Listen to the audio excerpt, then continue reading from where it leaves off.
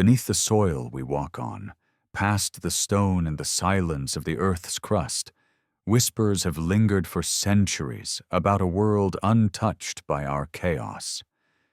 They say survivors of vanished civilizations, Lemurians, Atlanteans, forgotten dreamers of history, did not vanish at all, but withdrew into hidden kingdoms below. This idea, called the Hollow Earth or the Legend of Agartha, is not a dry scientific theory, but a living story, passed like a secret flame across cultures and continents. In Indian epics, the underworld of Patala glows with jeweled halls and serpent guardians. In Tibetan chants, Shambhala waits in brilliance beyond ordinary sight. The Hopi recall the Ant People, who sheltered humankind through fire and ice. Even modern explorers spoke of strange lights, tunnels beneath sacred mountains, and doors carved into ice. It may sound like myth, yet myths carry more than fantasy. They carry memory. If there truly is a hidden empire beneath our feet, what truths does it hold about who we are and what we've lost? Tonight, we follow those echoes downward, past history's surface, and into the shadowed places of imagination and belief. Settle in. Keep your mind open. Welcome to Deformed History. If you're drawn to stories like these, the ones that live in the shadows between what we see and what was made to disappear, feel free to like and subscribe only if it feels right, and let me know in the comments where are you watching from and what time is it for you right now. I love seeing our little map of watchers light up around the world. When people of the late 19th century first began to hear the name Agartha, it sounded like a half-remembered dream, something drawn not from maps, but from visions. The man who carried this strange tale into the salons of Paris was Alexandre Saint-Yves d'Alvedre, a French thinker whose life was tangled in politics, mysticism, and a restless search for hidden order. He believed that beneath the surface of ordinary life there existed a perfect system, a harmony in which religion, science, and governance did not clash, but moved like instruments tuned to the same key. To him, Agartha was not just a city under the earth, but a symbol of this lost harmony, a place where the wreckage of history had been set aside in favor of balance. In his book, written in 1886, Mission of India in Europe, he spoke of a subterranean kingdom ruled by a monarch of both wisdom and absolute power, a sovereign whose guidance was less tyranny than a steadying hand. He named the system synarchy, from the Greek meaning joint rule, and he imagined a civilization where the chaos of rival ideologies melted into cooperation. To the weary souls of his time, still haunted by revolutions, wars, and the grinding noise of industrial modernity, this picture of calm order glowed like a candle in fog. Saint-Yves claimed he did not invent it from scratch. He spoke of a teacher, a mysterious man he called Haji Sharif, who carried fragments of Eastern wisdom into his study, like seeds brought across deserts. Through him, and through experiences that Saint-Yves hinted were not entirely of this world, moments of what he described as astral travel, he painted the city beneath the mountains. He insisted it was not destroyed, merely concealed, awaiting the right age when surface humanity would mature enough to rejoin it. At the time, his book was so strange, so infused with the perfume of the occult, that he burned most of its copies, fearing he had let slip something that should remain hidden. Yet one survived, and after his death it was published by Papus, a figure well known in Parisian esoteric circles. From there, the myth took root. growing in the minds of dreamers who longed for proof that history had not lost everything. But the soil was already prepared long before St. Yves wrote a word. In India, stories of Patala had endured for centuries, describing realms beneath the surface where jeweled forests stretched under glowing skies and serpent beings known as Nagas guarded ancient treasures. These were not hells of punishment, but places of beauty and power, strange mirrors of the world above. In Buddhist imagination, Shambhala shimmered as a hidden land of enlightenment, accessible only to the pure of heart. And in some traditions it was paired with Agartha like two chambers of the same heart, one radiant with order, the other dense with power. Even in the West, long before the name Agartha appeared, there had been whispers of hollow spaces, worlds within worlds. The astronomer Edmund Halley, better remembered for his comet, once speculated that the Earth might be layered like nested spheres, with space enough between them for air, for light, even perhaps for life. He was not joking. He presented the idea as serious science, a way to explain the shifting of magnetic fields. To later ears, it sounded wild, yet it showed how even rational minds were tempted by the possibility that the world we know is only a shell. In the deserts of North America, far from libraries and academies, the Hopi elders told of their own retreat underground.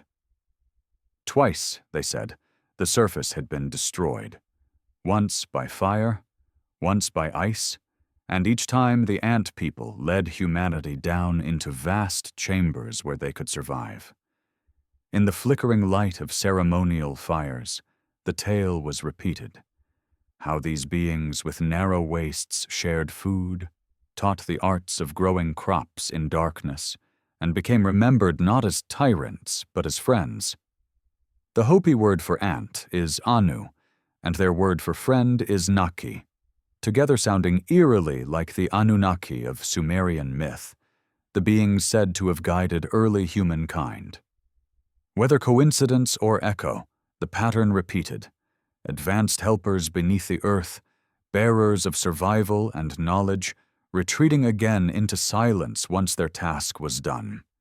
It is in these cross-continental parallels that the idea of Agartha feels less like a single invention and more like a thread woven through humanity's collective memory, resurfacing in different tongues and landscapes as if to remind us of something half forgotten. Imagine hearing these stories in the industrial streets of Europe, where smokestacks blotted out the sky and nations bristled with armies. The thought that somewhere, far below, there might be a sanctuary untouched by greed or war carried the taste of paradise. Agartha was not heaven, not some distant afterlife, but a refuge hidden right underfoot, close enough to reach if only the doors were known. Explorers began to speculate, writers embroidered the idea into novels, and occultists whispered that secret orders already knew the pathways.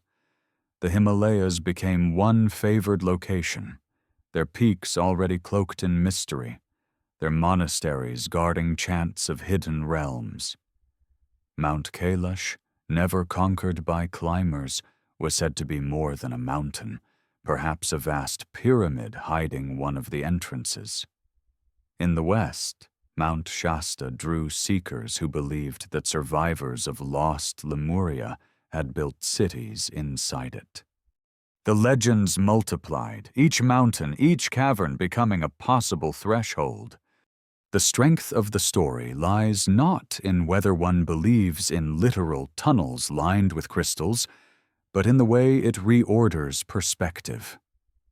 To speak of Agartha is to suggest that history did not erase all wisdom, that below the ashes of floods and fires something was preserved. It is to imagine that civilizations might not only collapse, but retreat, choosing secrecy over extinction. For people who sense that our own time rushes toward disaster, this offers a strange comfort, that perhaps, somewhere, a wiser society endures, waiting. It also carries a warning, because in every telling, the gates of Agartha do not open for those driven by greed or conquest. They open only to those who are tuned in, aligned in spirit, ready to walk without the arrogance that has so often defined us. That condition is as much a mirror held to our failings as it is a promise of hidden wonder. Thus, in the glow of gas lamps and in the smoky halls of late Victorian mystics, the myth of Agartha spread. It traveled not only across books, but into the imagination of adventurers, conspiracy theorists, and ordinary dreamers. Each added their own layer: Nazi expeditions to Antarctica, American admirals flying beyond the poles into warm, hidden lands, shamans speaking of doorways in the Amazon, monks whispering of tunnels beneath sacred stones. Yet at its root, the story remained the same. There is more beneath us than stone and fire. There is memory carved in secret chambers. There is a reflection of ourselves untouched by our violence. Whether one accepts it as literal geography or as metaphor for an inner journey, the name Agartha continues to echo. It is a word of passage, a password to the oldest of human longings, that somewhere, even now, wisdom survives in silence, waiting for us to be ready. Far older than the Parisian mystics, and long before Saint-Yves spoke of hidden kingdoms, the soil of the East carried stories that reached deeper than history's measured timelines. In India, when elders recited verses from the Puranas or whispered fragments of epic tales under the shade of banyan trees, they spoke of Patala, the world below. Unlike the Western image of an underworld filled with torment and punishment, Patala shimmered in memory as a place of wonder. Its palaces gleamed with walls of gold and jewel-colored pillars, and rivers of brightness flowed like molten gemstones through gardens where no sun was needed. The beings who inhabited it were Nagas, serpentine, yet radiant, guardians of knowledge and power. To the people who told these stories, serpents were not merely creatures that slithered through the dust. They were symbols of hidden wisdom, of coils that contained both danger and revelation. To imagine a serpent was to imagine knowledge tightly wound, ready to strike if misused, or to offer healing if approached with respect.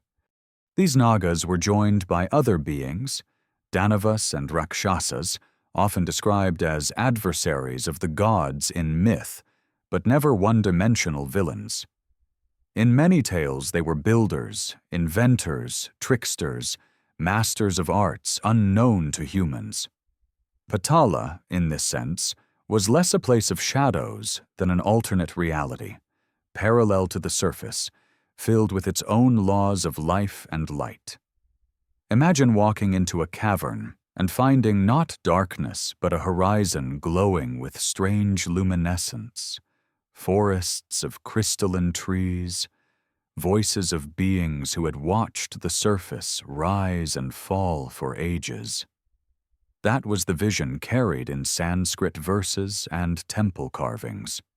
Above Patala, ancient cosmology placed the great mountain Meru, the axis of worlds, a colossal pillar rising through heaven and rooting itself deep into the unseen. Descriptions of Meru ripple with a sense of awe. Peaks of crystal if seen from the east, lapis lazuli gleaming in the south, ruby summits from the west, golden ridges in the north. It was so vast that the sun and moon circled its slopes, measuring time against its body. If the surface world seemed fragile, prone to floods, invasions, and the shifting fortunes of kings, Meru stood as the eternal anchor, the still point of creation, and beneath it, hidden within its unseen roots, were realms that mirrored the heavens, luminous cities, halls of music, lakes filled with light. To those who contemplated such cosmology, the universe was layered like a jewel box, each level opening into another, each revealing new guardians and new secrets. When Buddhism spread from India into the mountains of Tibet, these visions did not vanish but transformed. Monks spoke of hidden tunnels beneath their monasteries, shrines carved into rock that extended not outward but inward, into secret spaces that only the spiritually prepared could reach. They told of Shambhala, a kingdom of peace and radiance that existed beyond ordinary geography, reachable only through inner transformation. Pilgrims and seekers might trek across snowfields or stare up at frozen peaks, but the true entrance, they said, opened not through physical effort alone, but through readiness of spirit. In the Kalachakra Tantra, a sacred Buddhist text, Shambhala was described as a place of kings and wisdom holders, protectors of Dharma, waiting for the age when their guidance would be needed again. Over centuries, Shambhala became fused in the imagination with Agartha, one luminous, one powerful, both hidden, both protectors of knowledge. To picture them side by side was to imagine a double heartbeat under the earth, pulsing with memory and promise. Travelers who passed through Tibet carried fragments of these stories back to Europe. Some told of monks who spoke in hushed voices about a king of the world, a figure ruling beneath the mountains, unseen but powerful. Others repeated legends of tunnels that led from the Himalayas into chambers vast enough to hold cities. Whether literal or metaphorical, such stories mingled with the hunger of Western minds, already captivated by Orientalist fantasies, and in that mingling the myth of Agartha grew teeth and wings. For the faithful, it became more than folklore. It became a map, however symbolic, pointing to a truth veiled by distance and silence. Yet myths are rarely confined to one geography. Across the world, the Pueblo peoples of the American Southwest told of their ancestors' journeys into the kivas, sacred underground chambers, where the people once sheltered during times of destruction. Among the Hopi, the story was sharper, more detailed. They had been led underground by the Ant People when fire and then ice scoured the Earth's surface. These guides, small-waisted and generous, had not only given shelter but taught survival in darkness. The Hopi remembered them not as distant gods, but as companions, beings who had shared food from their own stores. When they later emerged back into the sunlight, the Hopi carried the memory of that protection like a living bond. To this day, the kivas remain circular reminders of that descent and ascent, miniature echoes of a larger mythic journey. Set these narratives side by side, Patala glowing under Meru, Shambhala hidden in Tibetan snow, Hopi chambers carved by ant people, and the parallels leap forward. Each describes retreat, protection, guardianship. Each suggests that wisdom and survival did not always dwell on the surface, but in hidden layers below. Could it be that these are just poetic coincidences, products of human imagination repeating itself across cultures?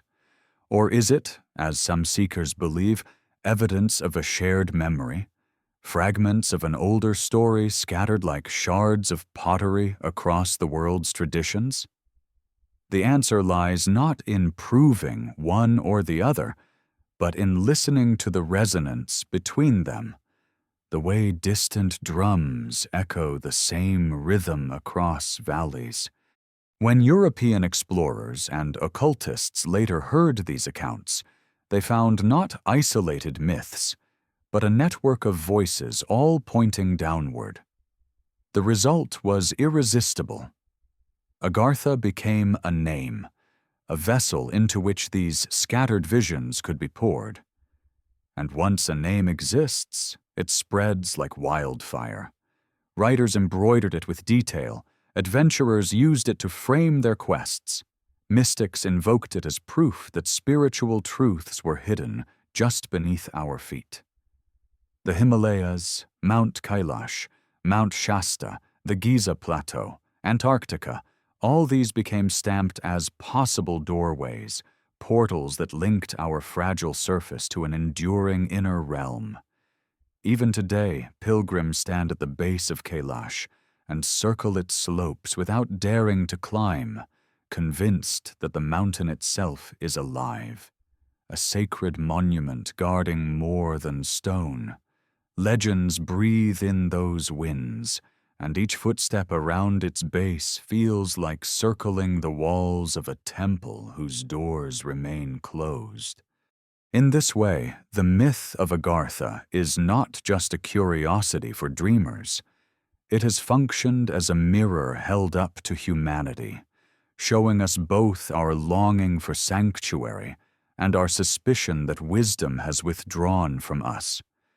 Every culture that tells of hidden realms beneath the earth is also telling of loss, of times when the surface was unlivable, of moments when guidance had to come from elsewhere. To walk into these myths is to walk into our collective anxiety about survival, and our hope that somewhere, even if invisible, there is still refuge. Whether Patala's jeweled halls, Shambala's enlightened kingdom, or the Hopi kivas filled with ant people, each story whispers the same promise, that humanity has been helped before and might be helped again, if only we remember where to look. When the Hopi elders spoke of the ant people, they were not inventing a curiosity to pass the time around the fire.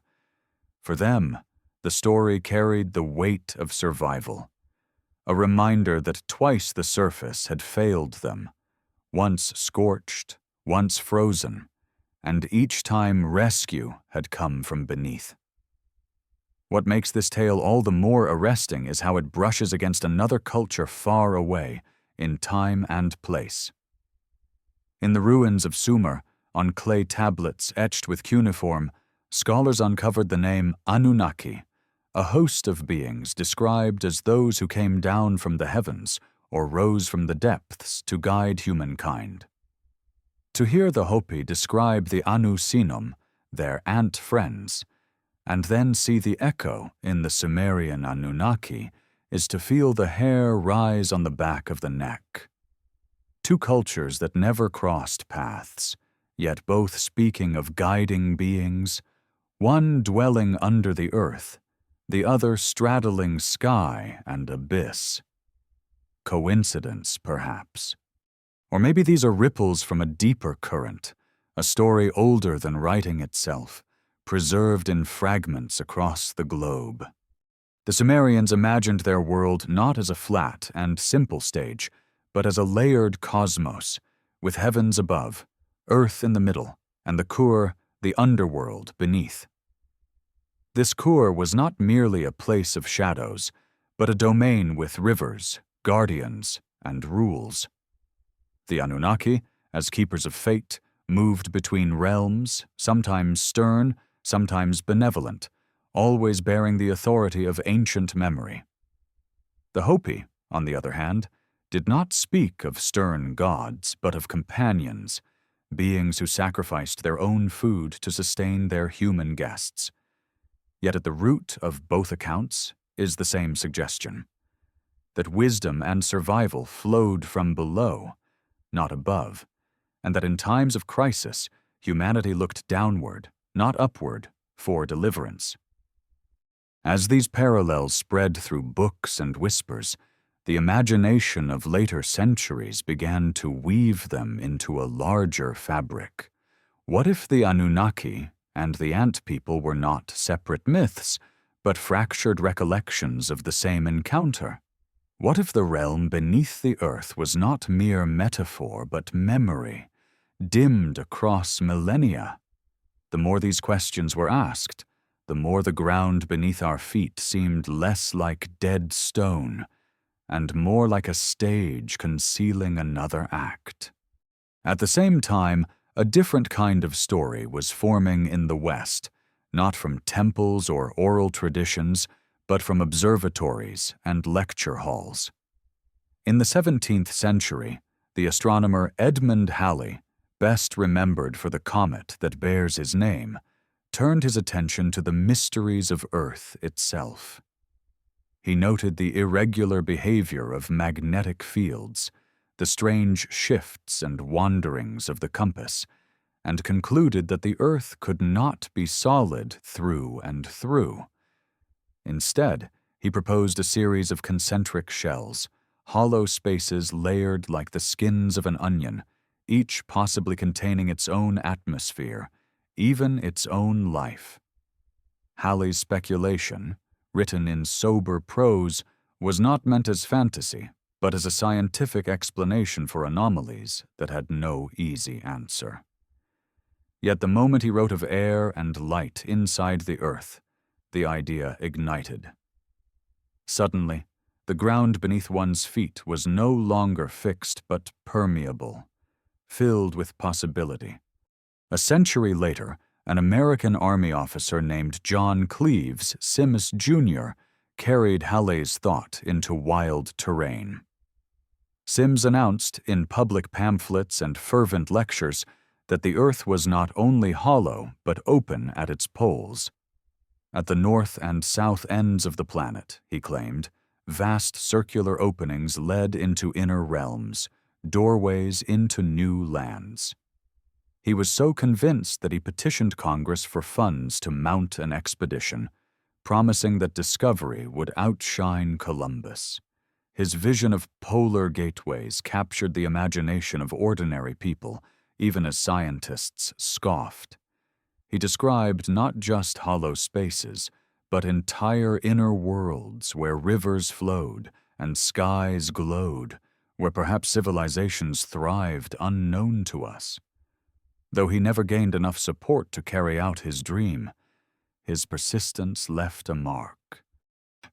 Sims's holes, as they were called, entered the vocabulary of American speculation, and with them the possibility that explorers could one day walk through the earth as easily as sailors once crossed the Atlantic. The notion spread further in the early 20th century through the writings of Marshall Gardner, who took Symes's boldness and embroidered it with detail.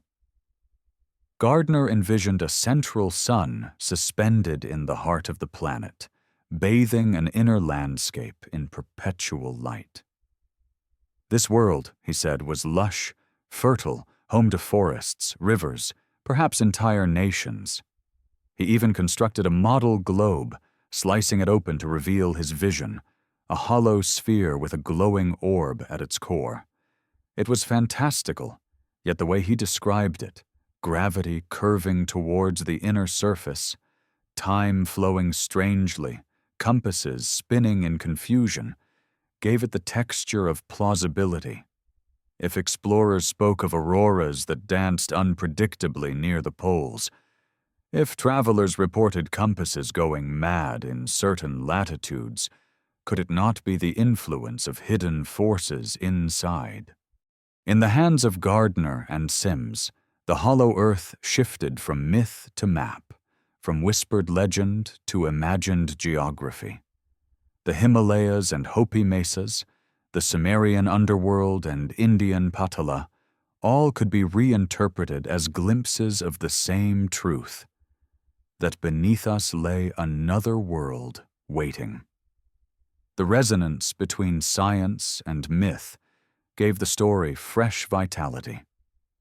If Halley could write of concentric shells with a straight face, If Sims could stand before Congress with fire in his voice, then perhaps the poets and shamans were not so far off after all.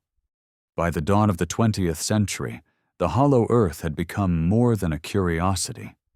It was a stage for adventure novels, a playground for occult societies, a lens through which the ancient tales of Agartha and Shambhala were recast.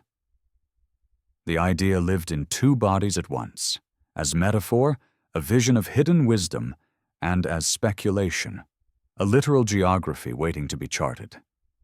Each reinforced the other, and together they kept the myth alive. For those who yearned for escape from the brutality of modern wars and the choking dust of industry, it offered hope.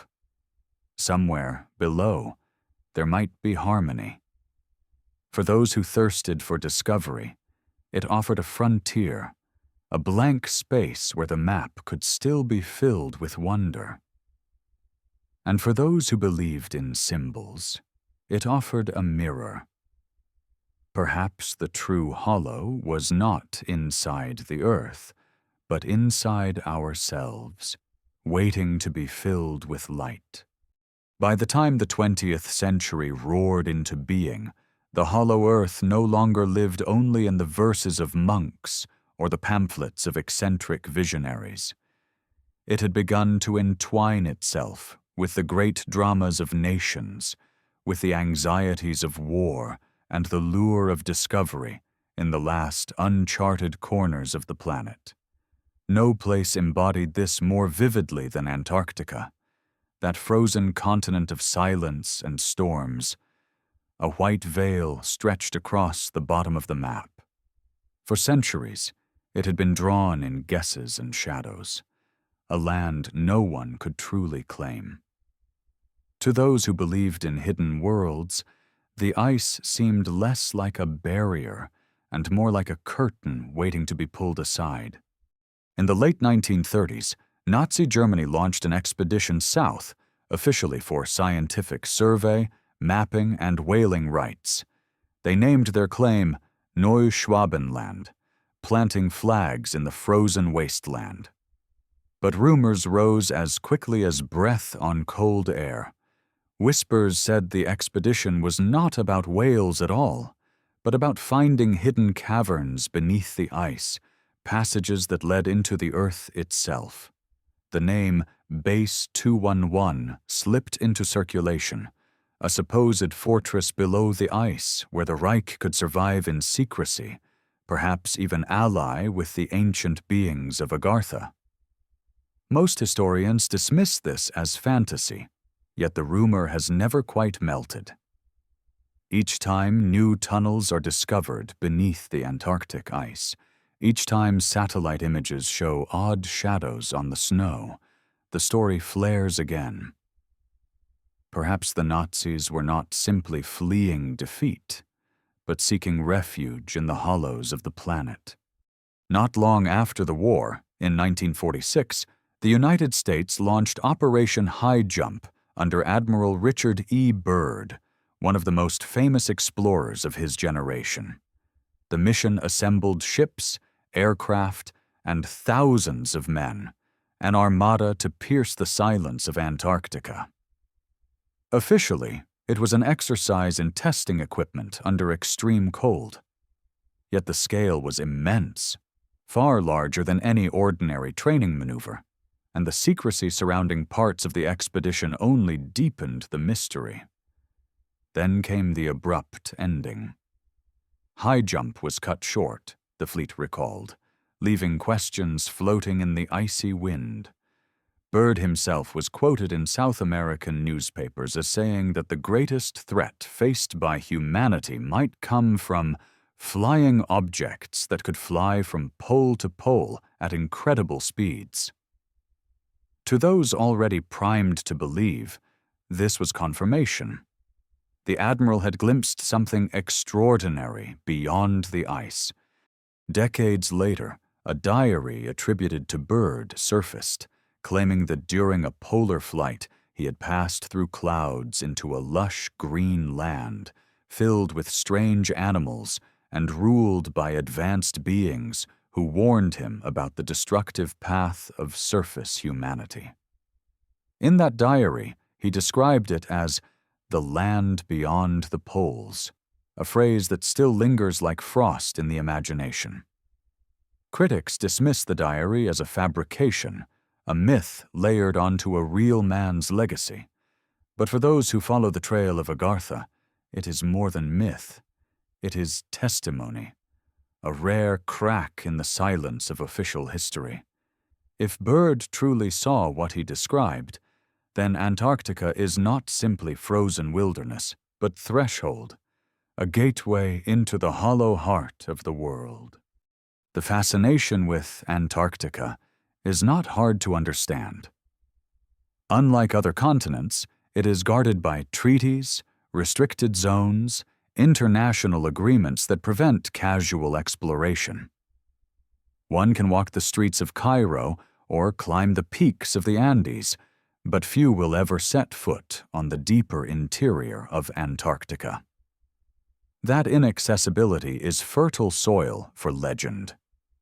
When explorers speak of compasses spinning wildly near the poles, when navigation systems falter without clear reason, it is easy to imagine that unseen forces are at play. Scientists explain these as magnetic anomalies, quirks of the planet's shifting core, but for believers, they are signatures of hidden doors. The more technology fails at the poles, the more convincing the case becomes. Something is interfering, something the Earth itself wants to conceal. At the same time, the myth of Agartha was weaving itself into other landscapes. In Tibet, travelers like Ferdinand Ossendowski recounted hearing from monks about tunnels under the mountains, leading to a world ruled by the king of the world. In California, mystics gathered around Mount Shasta, speaking of glowing lights and tall, robed figures said to be the Lemurians, survivors of a continent swallowed by the sea. In Egypt, whispers grew of secret chambers beneath the Great Sphinx, rooms that might hold the Hall of Records, the lost wisdom of civilizations that predated the flood. Each site, distant as they were, seemed to hum with the same undertone, entrances scattered like constellations across the earth, all pointing inward. But Antarctica retained a peculiar power, because it was both inaccessible and vast. Unlike a single mountain or temple, it offered endless ice where anything might be hidden. It was the perfect canvas for projection, for the marriage of fear and wonder. As the Cold War dawned, suspicions of secret bases merged with legends of hollow realms. Conspiracies whispered that governments knew more than they admitted, that entire treaties were written not to protect penguins, but to keep humanity away from what lies below. Each restricted zone, each classified document, became another stone in the wall of mystery. For those who gazed at the white expanse on the globe, it was not emptiness, but a mask. The story of Agartha in the 20th century thus became entangled with geopolitics, with secrecy and war, with the human hunger for power. No longer was it only about monks and myths, but about armies and admirals, about decisions made in silent chambers. The myth gained a new edge. If such a place exists, it would not only be a sanctuary, but a prize, a resource, a force that nations might fight to control. And that thought leads to a darker reflection.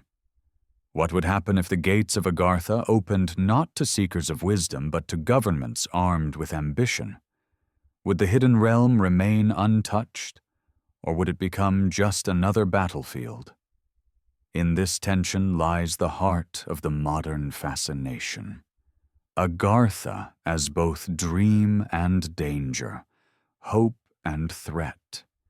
Yet through it all, the story retains its quieter layer. Beyond the headlines and conspiracies, Beyond the rumors of Nazis and admirals, it still speaks of something simpler: the longing for refuge. The idea that beneath the ice or stone, there might be a world unbroken, a world where harmony survives. It is this duality, sanctuary and secret, that keeps the myth alive. As long as Antarctica remains a place most of us will never see, the imagination will continue to wander there, searching for the doors that may or may not exist. And as long as humanity fears both its own violence and its own fragility, Agartha will remain not just a story, but a mirror, reflecting both what we hope for and what we dread. High on the wind-swept plateau of Tibet rises Mount Kailash, not the tallest of mountains, yet in the imagination of millions it stands unmatched. Its summit has never been conquered by human feet. Climbers have approached, prepared with ropes and courage, but always something halts the final ascent. Storms rising from nowhere, illness striking without reason, or the weight of reverence itself pressing them back. The locals say the mountain is not meant to be climbed, that its peak is not stone but sanctity. In Hindu tradition, Kailash is the throne of Shiva, the destroyer and regenerator, whose dance shapes the cycles of creation.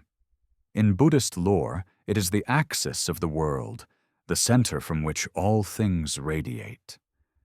In the secret maps of esoteric seekers, it is whispered to be a door, one of the chief entrances to Agartha, guarded not by snow and ice alone, but by unseen forces.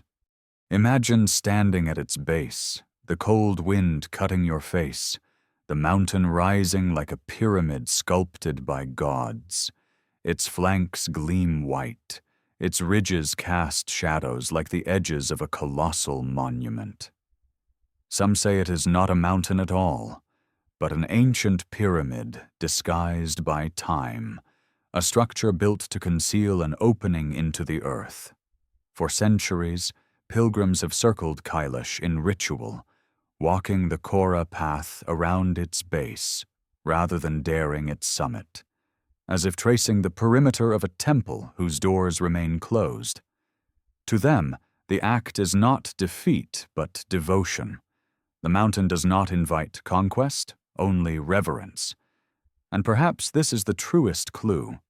If Kailash is indeed a portal, then it is not opened by crampons or picks, but by a state of being, a readiness to enter what lies beneath. On the other side of the world, far from Tibet's thin air, another peak has drawn seekers and legends, Mount Shasta in Northern California. Rising solitary against the horizon, Shasta is a volcanic giant wrapped in forests and clouds, its summit often veiled in mist that seems less like weather than secrecy. Stories here do not speak of Tibetan monks, but of survivors of Lemuria, a lost continent said to have sunk beneath the Pacific. According to the legend, when the seas swallowed their homeland, the Lemurians retreated underground, building a city called Telos beneath Mount Shasta's slopes. To this day, locals and wanderers alike speak of strange lights moving silently across the ridges, of robed figures glimpsed in the trees, tall and serene, vanishing before they can be approached. Hikers tell of sudden feelings of peace or unease, as if watched by presences invisible yet near. For some, Shasta is not merely a mountain, but a beacon, a node of energy connecting surface humanity to the hidden realm below. In the 1980s, gatherings such as the Harmonic Convergence turned Shasta into a focal point for global seekers who believed that the mountain pulsed with interdimensional energy, a vibration aligned with cosmic change. Critics dismiss these accounts as the inventions of spiritual tourism, Yet the stories persist. Each summer, tents dot the meadows, filled with those who come not for geology, but for the chance of contact. Whether it is Lemurians, Agarthans, or something unnamed, the myth breathes through the pines. And like Kailash, Shasta resists conquest in a subtler way. Not through storms, but through mystery, each sighting and disappearance reminding visitors that some doors open only to those called. Then there is Egypt, where the desert sun burns down on stone monuments older than memory. The Great Pyramid of Giza rises with angles too precise for its age, its sides aligned with stars, its weight a riddle of engineering. For centuries it has been explained as a tomb, yet recent explorations have revealed hidden chambers, subterranean corridors carved beneath the plateau, voids sealed and silent. Beneath the gaze of the Sphinx, scholars whisper of the Hall of Records, a legendary chamber said to contain the knowledge of civilizations before the flood, archives preserved in stone for the day humanity is ready to face its past. Some believe the Sphinx itself is not a mere guardian statue, but a sentinel, placed to conceal and protect. If one follows the stories of Agartha, it is easy to imagine that the pyramids are not monuments to the dead, but markers of entrances, signposts left by an ancient hand to indicate where the world above touches the world below. Stand at Giza at dawn, when the first light brushes the stones and the desert air is cool. Imagine that beneath your feet lies not empty sand, but halls of crystal, tunnels leading downward into realms untouched by time. The pyramids, perfectly aligned, could then be less funerary monuments and more like keys, each angle a code, each chamber a lock. The Sphinx, eroded and silent, might not be guarding treasure in the worldly sense, but something more dangerous, knowledge. Knowledge of cycles of destruction, of civilizations that rose and fell before ours, of ways to survive catastrophe by retreating inward. If Agartha exists, Egypt is one of its oldest doorways, staring us in the face while keeping its secret intact. Each of these sites, Kailash, Shasta, Giza, pulses with overlapping traditions. Pilgrims, mystics, scientists, and adventurers all project their hopes and fears onto their slopes. The skeptic sees coincidence, geography, and geology. The believer sees markers left deliberately, like breadcrumbs scattered across continents. Perhaps the truth is not either or, but both. Mountains and pyramids are what they are, yet the stories told around them reveal the deep hunger in humanity to believe that not all is lost, that something greater survives below. We are drawn to these places not just because of stone and snow, but because of the echo inside us, the suspicion that the world we know is incomplete. The entrances, if they exist, are said to be guarded. In Tibet, by monks sworn to silence. In California, by the Lemurians themselves. In Egypt, by the Sphinx, whose gaze has never wavered. The guardians are not armies, but symbols of thresholds, the warning that to enter is to be transformed, that to cross is not a casual act. Whether literal or metaphorical, they remind us that Agartha is not for the unready. It is a mirror reflecting our own intent. Seek it with greed, and you will find only stone. Seek it with balance, and perhaps the mountain will shift, the cavern will glow, the hidden door will appear where none was seen before. So the story continues to wind across the globe, stitching together peaks and deserts, statues and temples, until the world itself begins to feel like a veil.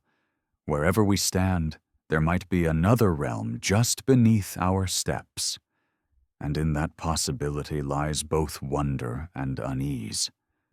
For if there truly are doors, what waits on the other side? A civilization untouched by time, or a truth we may not be ready to bear? The mountains do not answer.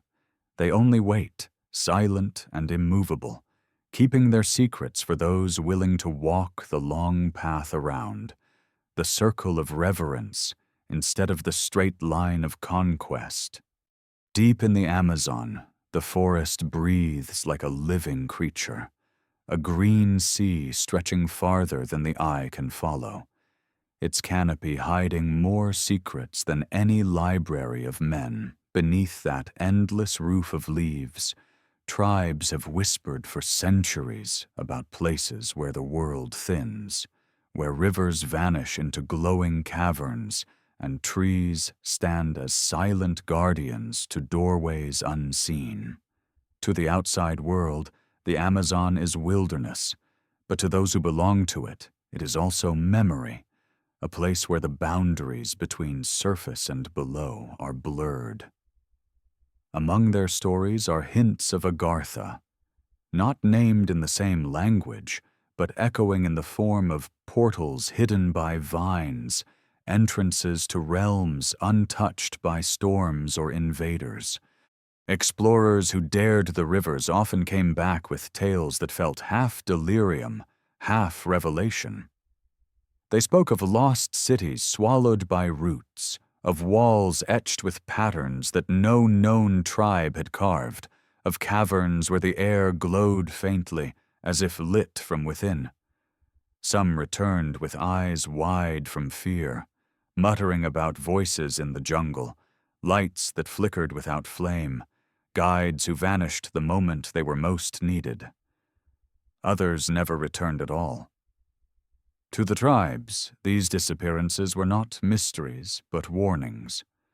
The forest, they said, keeps its own time and chooses who may pass. Those who walked too close to the sacred paths without permission were claimed, not by beasts or disease, but by the very earth itself, drawn into the hidden layers below. One tale told of a young hunter who followed game too far into forbidden ground. As night fell, he found himself surrounded not by darkness, but by a dim glow rising from the soil itself. He entered a clearing where stone steps led down into a cavern mouth, flanked by figures that seemed carved but moved in the corner of his vision. He swore he heard chanting, low and steady, as if from a gathering below. Terrified, he fled, and when he returned to his village, his hair had turned white. He lived to old age, but never hunted again, claiming he had brushed the doorway to the world beneath. Stories like his drift through the oral traditions like smoke, never written, never proved, yet never forgotten. The Amazon has long hidden traces of civilizations greater than we once believed. For centuries, Europeans dismissed it as untouched wilderness, incapable of supporting complex societies. Yet aerial surveys now reveal geoglyphs, vast geometric earthworks cut into the forest floor, visible only when the trees are cleared. Some stretch for hundreds of meters, perfect circles and lines carved by hands long vanished. Archaeologists debate whether these were ceremonial centers, astronomical calendars, or fortresses. But for those who know the myths, they are more than ruins. They are signposts, markers left on the surface to indicate something beneath. Just as pyramids align with stars and mountains guard doorways, perhaps the geoglyphs point to passages under the green sea of leaves. Among the tribes there are stories of the guardians of the jungle, figures who appear when intruders approach sacred places.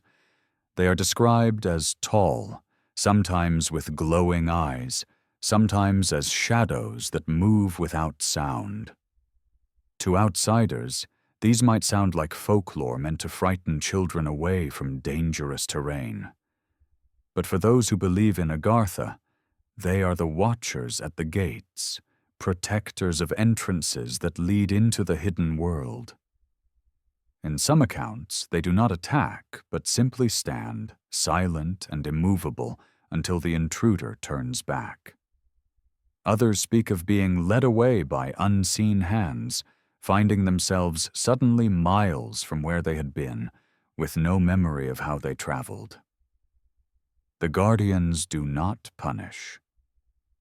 They redirect, preserving the sanctity of what lies below. The forest itself conspires in the mystery. Compasses often falter in certain places, needles spinning without direction. Electronic devices short out, batteries drain faster than reason allows. Researchers dismiss these as quirks of the environment: iron deposits in the soil, magnetic storms, humidity. Yet the pattern is familiar. Similar failures occur near Kailash, near Shasta, near the poles. It is as if the earth itself sends signals to ward off intrusion, to confuse and protect. In the Amazon, where every tree can conceal a labyrinth, the effect is even more profound. One can wander for days, certain of heading north, only to emerge miles in another direction, disoriented but alive. To some, this is simply the jungle's trick. To others, it is proof that the fabric of space itself bends near the hidden entrances, that reality warps where the surface brushes the world below. Legends from the Andes echo these themes. The Inca spoke of caves leading to vast halls, of tunnels connecting temples across mountains, of a place called Paititi, a lost city of gold hidden in the rainforest. Spanish conquistadors chased these tales with greed, but never found what they sought. For indigenous voices, Paititi was never about wealth. It was about sanctuary, a city preserved from the collapse of empires, protected by forces greater than armies. In some versions, Paititi was not on the surface at all, but beneath it, shining in caverns where rivers glowed and crops grew without sun. Whether Paititi is a memory of Inca refuge or another name for Agartha, the parallel is striking. Wisdom preserved below, inaccessible to those driven by conquest. Imagine, then, walking through the Amazon at dusk. The air is heavy, each breath thick with moisture, each step muffled by leaves. In the distance, a bird calls with a voice that sounds almost human. The trees close in, and for a moment you sense the presence of something vast, not above but beneath, a weight in the soil, a silence that listens. The tribes tell you not to look for it, for the doorway does not open to those who seek. It opens only to those chosen, those whose hearts align with the rhythm of the earth. If you are not ready, the path will twist you back, and you will never even know what you missed. If you are ready, perhaps the glow will rise again from the ground, and the steps will appear where none had been before. The Amazon remains one of the last great mysteries of the earth, a place where modern satellites and ancient myths both fail to capture the whole. It is not difficult to imagine that beneath its roots lies more than stone, that caverns stretch like arteries, connecting one continent to another, linking lost cities with the heart of Agartha. The stories of glowing caves, of guardians, of vanished explorers are not evidence in the scientific sense, but they are testimony of another kind. They testify to the human sense that the earth is not exhausted, not fully known, that something waits in the silence beneath. And perhaps that is why the myths endure, not because they prove themselves, but because they refuse to die. As long as the forest breathes, so too will the whispers of the hidden empire below. Antarctica remains a blank space on the map of imagination, a place where silence is thicker than ice, and every shadow feels like a veil. After Operation High Jump ended abruptly, whispers spread far faster than official reports. Why had one of the largest naval expeditions in history, armed with ships and aircraft, withdrawn months earlier than planned? Why did Admiral Byrd, a man with a lifetime of exploration behind him, speak afterward of threats that could strike from pole to pole with incredible speed? To those who already believed in hidden realms, the answer seemed obvious. The expedition had touched the edge of something extraordinary, and then been pulled back. The diary attributed to Byrd, whether authentic or not, has become one of the central documents of the Hollow Earth mythos. In its pages, the seasoned explorer describes flying beyond the pole and entering a warm land where forests stretched beneath a sky, lit not by the sun above, but by some inner radiance. Strange animals, prehistoric in appearance, moved through those valleys. Then, according to the account, he encountered beings who spoke not with menace, but with grave concern, warning that humanity's path of war and destruction endangered not only the surface, but the balance of worlds. Byrd called the place the land beyond the poles, and though no official record confirms such a journey, the phrase has lived on like an echo across decades. Even if the diary were fabrication, its endurance testifies to a longing in people's hearts, that beneath the ice might lie not emptiness, but a sanctuary. The question that lingers is how such a place could exist at all. For those who dismiss it, the Earth is a sphere of molten core and solid mantle, closed to habitation. Yet for centuries, speculative thinkers have asked whether there might be light within, not the fire of magma, but something stranger. Marshall Gardner, in his early 20th century writings, imagined a central sun suspended inside the Earth, a glowing orb smaller than our outer sun, yet sufficient to bathe the inner surface in perpetual day. He described rivers flowing toward its warmth, forests flourishing under its glow, an entire biosphere wrapped around the inner shell. To him, the auroras that danced at the poles were proof, streams of light escaping through the great openings, the Earth breathing its hidden life into the sky. Other theorists have pictured the Earth as a toroid, a shape more like a spinning ring or a donut, where energy flows in at one pole and out the other, creating a constant loop. In this model, gravity behaves not as a simple downward pull, but as a curve, drawing everything toward the inner surface. A person walking in that world would not fall into a core, but stand upright on the inside of the shell, surrounded by land that stretched above them like an inverted horizon. The sun in the center would hang in perpetual balance, casting no shadows but illuminating every place equally. Time itself, some say, would warp in such a space, moving differently than on the surface. To enter would be to step into another dimension of experience, where clocks falter and the heart learns a new rhythm. Accounts of explorers speak of compasses spinning wildly near the poles, of instruments failing without reason. Scientists attribute these to magnetic anomalies, yet in the language of the Hollow Earth they are signs of thresholds, disruptions caused by the immense energy circulating through hidden channels.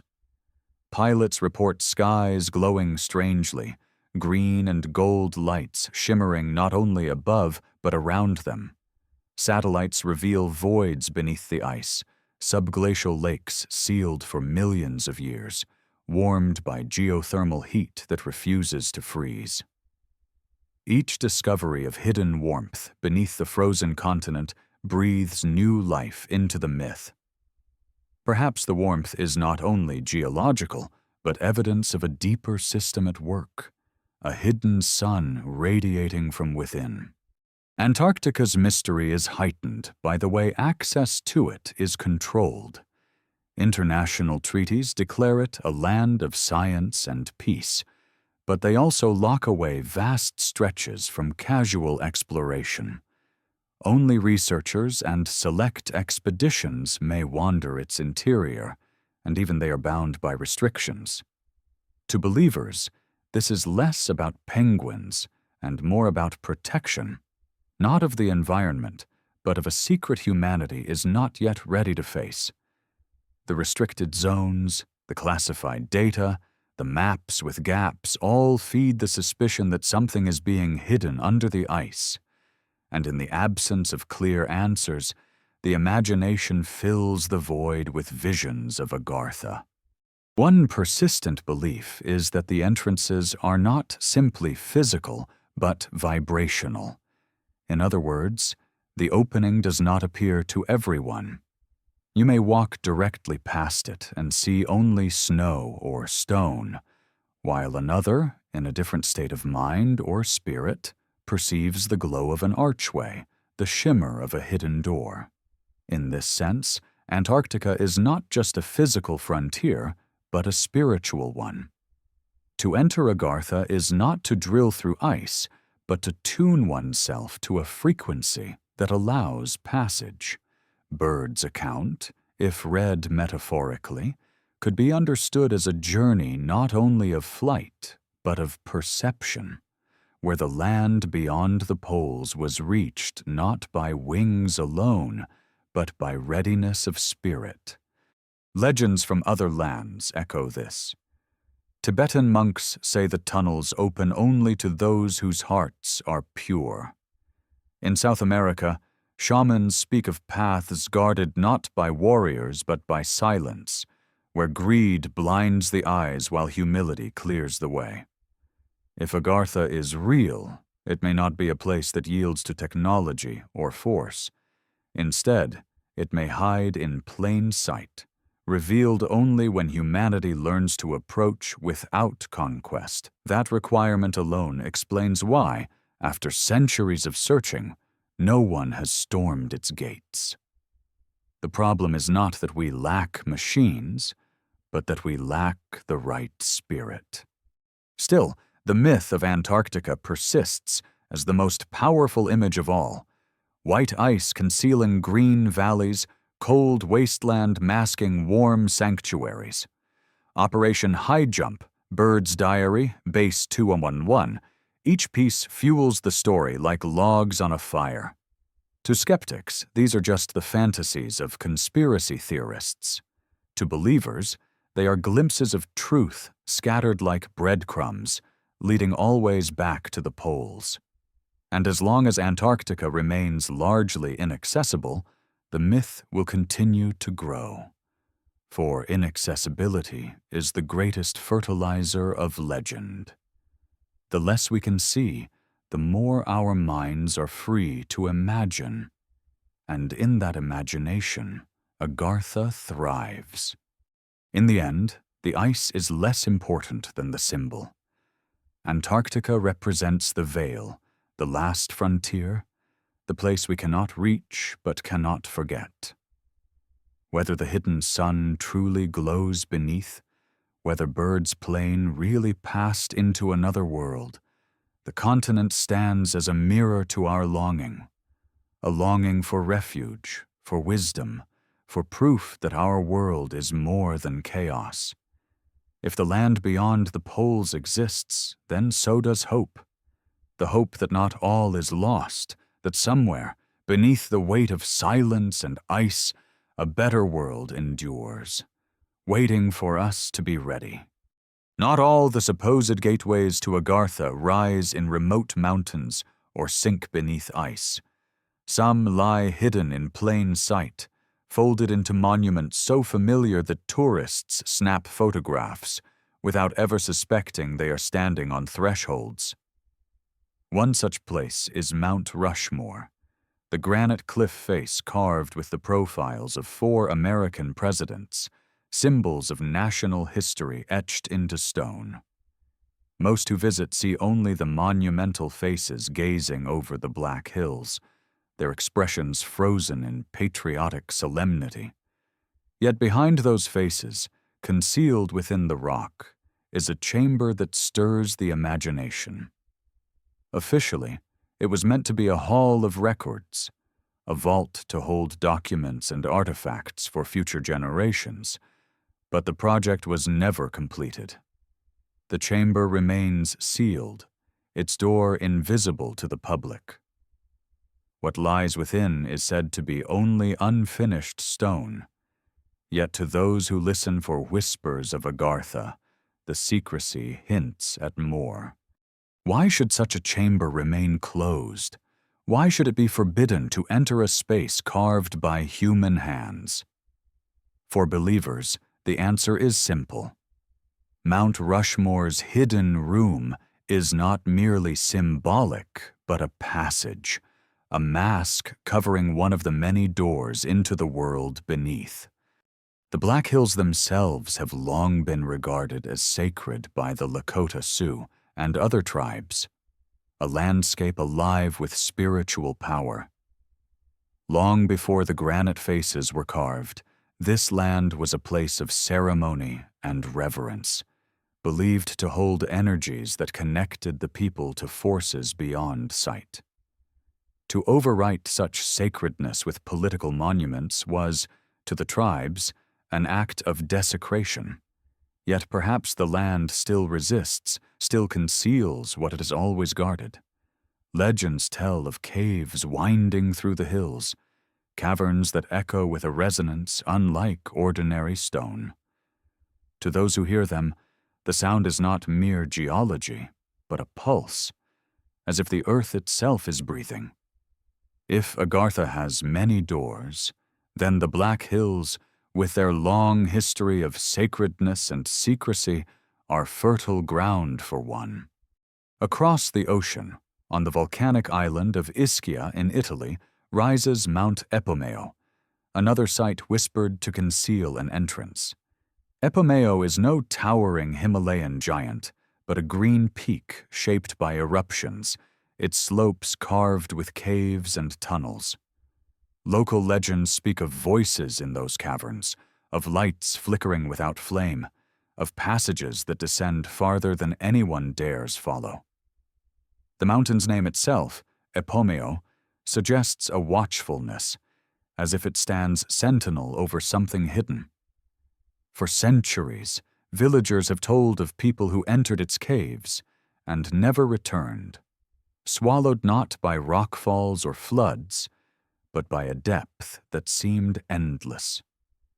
The church once marked some of these caves as cursed, warning people away, but to seekers, such warnings only fuel the fire of curiosity.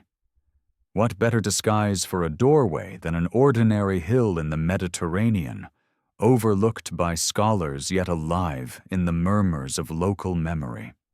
Further east, in the deserts where the stories of King Solomon once unfolded, seekers chase the legend of mines, caverns filled with gold and jewels, guarded by secrets older than empires.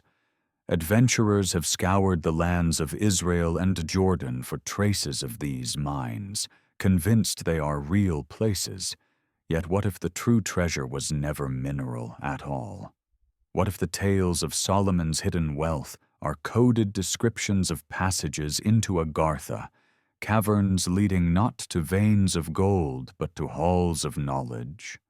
The mines, then, would be metaphors for archives, the true riches not glittering stones but wisdom preserved below. To enter them would be to inherit more than fortune. It would be to step into the continuity of civilizations that chose to withdraw rather than vanish. The theme repeats everywhere one looks. In South America, oral traditions tell of caves beneath the Andes connecting temples across vast distances, passages so extensive they could carry armies unseen.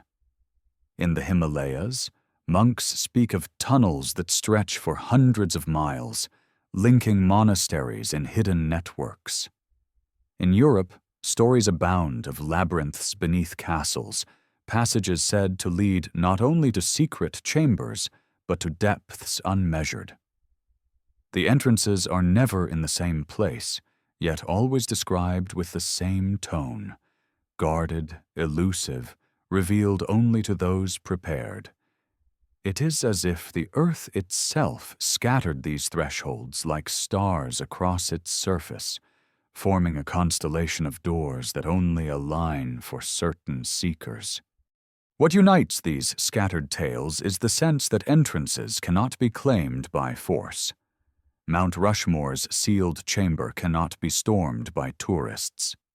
Epomio's caves resist explorers with disorientation and silence. The mines of Solomon evade discovery no matter how many dig. The entrances seem to fold away from grasping hands, refusing to yield to greed or curiosity alone. And so the myth grows. Perhaps the doors are not physical alone, but spiritual, openings that require more than location.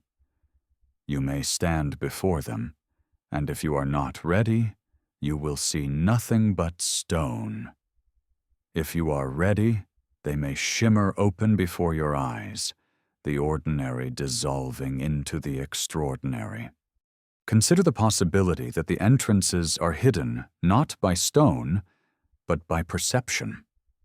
They are like radio frequencies, always present but only heard when tuned correctly. This would explain why so many seekers wander sacred landscapes and find only silence, while a few return with stories of glowing caverns and watchers in the dark. To enter Agartha, one must align emotionally, spiritually, even physically, with its frequency. It is not simply about standing in the right place, but being in the right state. Thus, the scattered entrances are not obstacles, but mirrors, reflecting back to us our readiness or lack thereof. This idea resonates with the guardians described in so many traditions. In Tibet, monks who warn that only the pure may pass. In South America, shamans who say the forest itself will reject the unworthy. In Egypt, the Sphinx, whose inscrutable gaze seems less like stone and more like judgment. The guardians are not there to fight, but to test, to separate those driven by hunger for power from those guided by balance. In this way, the scattered entrances are both literal and symbolic. They exist as caves, mountains, sealed chambers, and as trials, challenges meant to remind us that entering is not a right, but a privilege. In the end, the world begins to look different when seen through this lens. The Black Hills are not just hills, but thresholds. The caves of Italy are not empty, but waiting. The deserts of Solomon are not barren, but alive with hidden promise.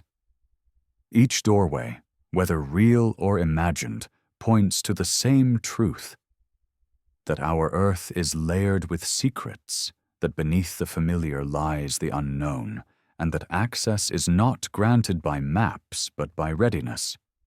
Whether one believes in Agartha as a literal kingdom or as a metaphor for wisdom hidden within, the entrances remind us that the surface is never all there is.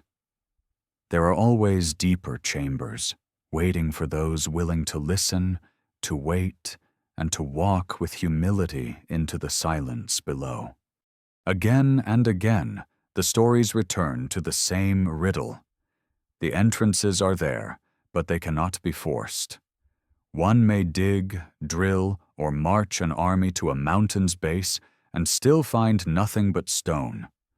Another may walk the same path, and see a glow where no one else does, a doorway forming out of shadow, a tunnel opening where before there was only rock.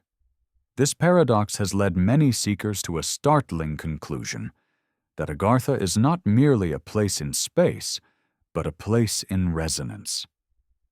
It exists on a frequency just beyond ordinary perception, always humming beneath the surface of the world, waiting for those attuned to hear its call.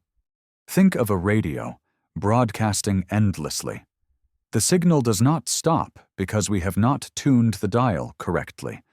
It is there, vibrating, carrying voices and music, invisible but real. Only when the dial aligns does the sound pour forth. In the same way, Agartha is said to be ever-present, a hidden station of the earth itself. To enter, one must be tuned not by machines, but by the subtle instrument of the self. The shamans of the Amazon speak of aligning with the breath of the forest, of quieting the hunger of the mind until the jungle reveals its deeper paths. Tibetan monks whisper that only hearts purified of greed can perceive the shimmering tunnels. The Hopi say the Ant People chose them not because of power, but because of humility, their willingness to listen. The doorway, then, is not a matter of geography, but of harmony. This idea explains why explorers driven by conquest return empty-handed, while those who stumble in with reverence come back shaken by visions they can barely describe. It is not that the doors are illusions, but that they open only to certain vibrations. Some speak of this as spiritual readiness, others as emotional balance, still others as physical attunement, the body itself resonating with the frequency of the hidden world. Whatever the language, the core is the same. Agartha does not yield to those who would use it for domination. It protects itself by demanding that seekers shed the very impulses that would destroy it. Guardians appear in nearly every tradition, embodiments of this test. In Tibet, the monks themselves are the gatekeepers, not because they bar the path with force, but because their presence radiates the wisdom of restraint. They stand as reminders that the path is spiritual first, physical second. In South America, shamans speak of forest guardians, not monsters with claws, but presences of silence, beings who appear only to those who approach with arrogance, redirecting them until they turn back. In Egypt, the Sphinx gazes eternally towards the horizon, its face unreadable, its body eroded but still massive. To believers, it is the ultimate guardian, its riddle not spoken in words but in the silence of stone. Are you ready? If not, the entrance will remain invisible, even if you kneel at its paws. Even in modern stories, the theme persists. Admiral Byrd's supposed encounter describes beings who did not attack him, but warned him. They allowed him to see their land, yet sent him back with a message. Humanity was not yet ready. The Nazis, with their hunger for power, may have searched the ice, but the myths insist they found nothing of true value. Mount Rushmore's hidden chamber remains sealed, not because we lack tools to blast it open, but because the door is more than material. It is woven into the very vibration of readiness, an entrance that denies the unworthy. In this way, the myth shields itself. It cannot be disproved by excavation, because the door will not appear to shovels or drills. It opens only to alignment. What does it mean to align? Traditions describe it differently, but always in terms of balance. The Hindu vision of Patala and Meru, with jewels glowing and serpents coiled in wisdom, suggests harmony with nature's forces. The Buddhist Shambhala, radiant and hidden, demands enlightenment, not perfection, but the willingness to shed illusion. The Hopi remember the Ant People who shared food freely, teaching that survival depends on generosity. Each path emphasizes qualities that temper human violence: humility, compassion, balance. To be ready is not to be powerful, but to be free from the hunger for control.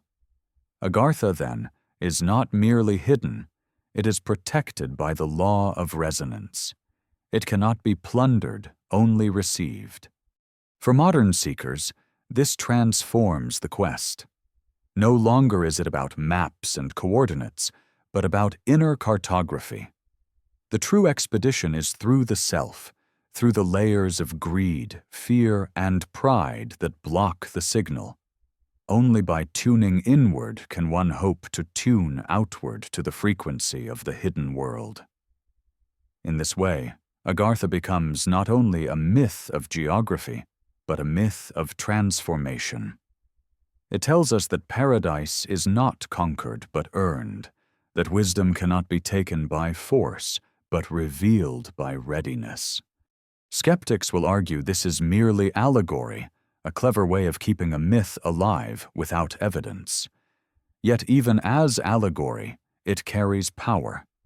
If the entrances appear only to those attuned, then the myth becomes a mirror, showing us our own state.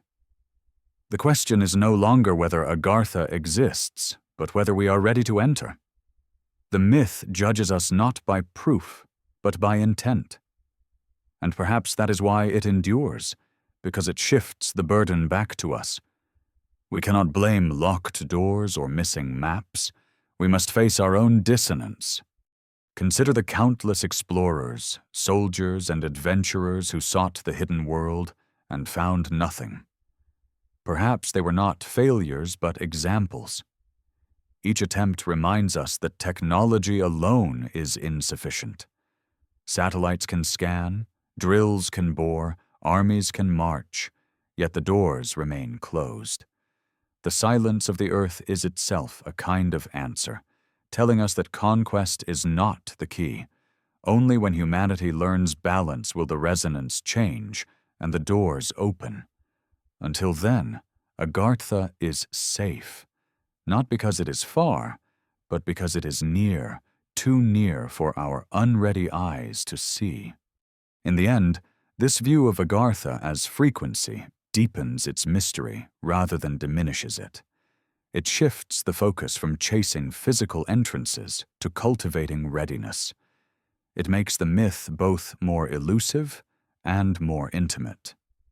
For if the world beneath truly exists, it is not waiting in some distant cave or frozen pole, but humming just beyond our perception, closer than we think, ready to reveal itself the moment we are tuned. Whether literal or metaphorical, the lesson is the same. Wisdom is not hidden from us, but by us. When we are ready, the earth may open, and the light of its hidden sun may shine upon us at last. Guardians appear in nearly every telling of Agartha, as though the hidden world cannot be left unprotected. They are never described as mere soldiers or sentries, but as symbols of balance, beings or institutions whose very presence reminds us that this realm is not to be seized. In Tibet, the guardians are the monks who live among the cold winds and prayer flags, men who devote their lives to silence and meditation. Travelers whisper of tunnels beneath their monasteries, doors that lead not into cellars, but into vast corridors stretching under the Himalayas. Yet when outsiders ask to see, the monks only smile or turn away, their silence more telling than denial. To them, the tunnels are not curiosities but sacred passages, and only those purified by years of discipline may enter. They are guardians not through force, but through presence, the weight of their vows acting like a wall thicker than stone. In Antarctica, legends tell of the wall guardians, beings unseen who stand at the thresholds of the ice. Some who claim to have ventured too far into restricted zones speak of strange encounters. Figures glimpsed at a distance, tall and unearthly, who vanish when approached. Pilots describe compasses spinning, engines failing, as if unseen hands interfered. These guardians are not flesh and blood in the ordinary sense, but forces of nature given form, protectors of the polar gates. Whether literal or symbolic, they serve the same role: to keep unready intruders from stumbling into what lies beneath. Even Admiral Byrd's supposed diary suggests he was intercepted not by walls of ice, but by beings who directed him back, warning that humanity's violence made it unfit to enter. Antarctica, then, is not unguarded wilderness, but a fortress of silence, its gates patrolled by sentinels invisible to all but the attuned. The Sphinx, crouched in eternal vigil on the Giza plateau, has long been cast as guardian of hidden chambers. Its eroded body and enigmatic face stare east, watching the rising sun as if marking the passage of ages. Ancient legends describe a hall of records beneath its paws, a chamber containing knowledge from civilizations before the flood. If so, the Sphinx is more than a statue. It is a sentinel placed to protect what humanity may not yet be ready to face. Its gaze alone seems to test the heart of the onlooker. Tourists photograph it, scholars measure it. But in the myth of Agartha, it is not simply stone. It is a being of silence, withholding its secret until the time is right. For those who believe, the Sphinx is one of the greatest guardians of all, its very presence ensuring that wisdom remains hidden until humanity can bear it. In the jungles of South America, shamans speak of guardians less visible but no less real. They warn of sacred paths, where those who enter uninvited never return. Some describe lights that appear suddenly in the trees, leading travelers away, while others tell of voices in the night, luring the curious back to safety before they stumble into danger. The guardians here are not carved from stone or robed in silence. They are woven into the forest itself. To the shamans, they are protectors of the sacred caverns and glowing chambers hidden beneath the roots. These guardians do not fight, but redirect, confusing and misleading intruders until they are safe, or until they are lost forever. In either case, the sacred remains untouched. The forest itself becomes the guardian, every tree a sentry, every shadow a warning. But guardianship is not limited to monks, statues, or unseen forces. In whispered stories, entire secret societies have taken on the role of protectors.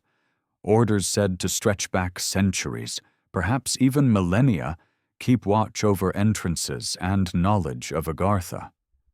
They are not monks in robes, but men and women hidden in plain sight, perhaps in governments, perhaps in institutions of power.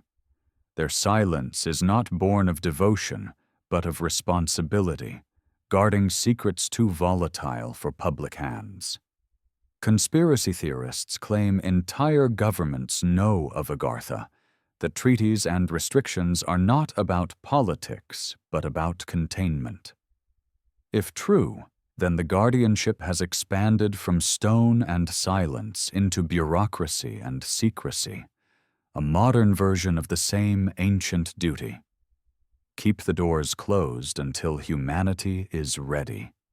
What unites all these guardians is the principle that Agartha cannot be entered through force. The monks do not yield to curiosity. The wall guardians repel with confusion. The Sphinx refuses to speak.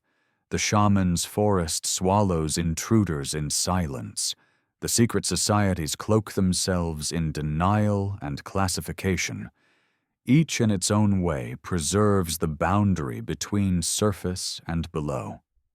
They are less keepers of place than keepers of readiness. They ensure that no matter how advanced our machines become, the doors will remain sealed until our spirit changes. This is why tales of explorers and armies return empty. The Guardians are not there to protect Agartha from harm, but to protect us from misusing what lies within. Imagine approaching such a Guardian. A monk who looks into your eyes and sees greed would simply shake his head, closing the tunnel with silence. A Guardian of ice would turn your compass mad, spinning you in circles until you give up. The Sphinx would hold your gaze, leaving you unsettled, unsure why you cannot step closer. A shaman's Guardian would lead you down twisting paths until exhaustion drives you back. The secret society would deny your request, stamping papers with red seals until bureaucracy itself becomes the wall. In every case, the effect is the same. You return to the surface, carrying nothing but the knowledge that you were not ready. The Guardians do not kill, they withhold. They are less jailers than mirrors, reflecting your own unpreparedness back to you. To some, this makes the myth even more frustrating, an endless deferral. But to others, it gives the story its power. If the doors could be forced, the mystery would end. If armies could storm Agartha, it would no longer be sanctuary, but colony. The Guardians ensure that the hidden world remains untouchable, a reminder that some things are beyond conquest. In a world where we mine the deepest oceans and reach for the stars, the idea that there is still a place we cannot reach is both humbling and necessary. The Guardians embody that humility, holding the line against our arrogance. In this way, the myth of the Guardians is not only about Agartha, but about ourselves. It tells us that the greatest barriers are not stone or ice, but our own dissonance. The Guardians are not enemies, but teachers, reminding us that wisdom cannot be seized, only received. They wait patiently, as they have for centuries, watching to see if humanity will learn the balance required. Until then, they stand, silent and immovable, keeping the gates of the hidden empire sealed against our restless hands. Human history is haunted by the rhythm of catastrophe. Every culture holds memories of endings, floods that swallowed the land, fires that scorched the sky, winters that froze the earth until survival seemed impossible. These stories, scattered across continents, echoed the suspicion that humanity has lived through ages older than the ones written in textbooks. And in nearly all of them, there is a thread of survival, a whisper that some knowledge, some fragment of civilization, was carried through the chaos and hidden until the world was ready again. Agartha, in this vision, is not just a kingdom beneath the earth. It is the ark that endures through every deluge, the memory that survives each cycle of destruction. Take the tale of the Great Flood, told in Mesopotamian tablets, echoed in the Bible, carried in the chants of countless tribes. A deluge that washed the surface clean, sparing only a chosen few who carried seeds of renewal. Scholars often interpret it as memory of ancient river floods, exaggerated through retelling. Yet for those who see deeper, the flood is not only water, but the cycle itself, the inevitable collapse of each age. The question then arises, where did the wisdom of the drowned world go? If so much was lost, why do fragments persist? Stories of advanced beings, of cities glowing beneath the earth, of guides who appeared in humanity's darkest hours. The myth of Agartha offers one answer. The survivors did not vanish but retreated, carrying their knowledge below, preserving it through the storm. The Hopi speak of worlds destroyed twice, first by fire, then by ice. In both cases, their ancestors were guided underground by the Ant People, who sheltered them until it was safe to return. Fire and ice, destruction from above, destruction from below, yet always answered by refuge beneath. These are not just tales of shelter, but of teaching. In the caverns, the Ant People showed them how to grow food in darkness, how to live in balance when the surface could not be trusted. Survival was not only physical, but spiritual. A lesson in humility. A reminder that humanity's arrogance invites the very disasters that drive them back underground. The Hindu tradition speaks of yugas, vast cycles of time in which humanity rises and falls. In the Kali Yuga, the current dark age, chaos and greed rule the surface. But even within this decline, stories insist there are hidden refuges where dharma, cosmic order, is preserved. Patala and Shambhala are not simply realms of myth, but sanctuaries of wisdom, waiting for the turning of the cycle. When the flood of time recedes, they will rise again, bringing with them the knowledge safeguarded through the darkness. Agartha, in this sense, is the heart of the cycle, the chamber where the torch of memory is kept burning until dawn returns. Even in the icy reaches of the north, the Norse spoke of Ragnarok, the twilight of the gods, when fire and frost would clash and the world would be remade. After destruction, a few survivors would emerge from hidden halls beneath Yggdrasil, the world tree, carrying life into the new age. Again, the theme repeats: destruction above, survival below, wisdom preserved until renewal. It is as if every culture, separated by oceans and centuries, shared the same rhythm of memory, the same knowledge that collapse is not the end, only the pause before rebirth. Modern science speaks of ice ages, volcanic winters, asteroid impacts, catastrophes that reshaped life on Earth. Entire species vanished, yet others endured, sometimes in caves, sometimes in sheltered valleys, always finding pockets of refuge. If this is true for animals, why not for civilizations? What if advanced cultures of the past, faced with cataclysm, chose to withdraw not upward or outward, but inward, into the stability of the Earth itself? Geological upheaval might destroy cities on the surface, but caverns deep within could remain untouched, preserving both people and knowledge through the long night. In this reading, Agartha is less fantasy than strategy, the ultimate refuge against cycles too vast for surface humanity to survive. And the cycles continue. Flood myths are not ancient relics, but warnings written into memory. The Sumerians spoke of kings before the flood, their reigns measured in thousands of years, erased when waters came. The Maya spoke of previous suns, worlds destroyed before the present one rose.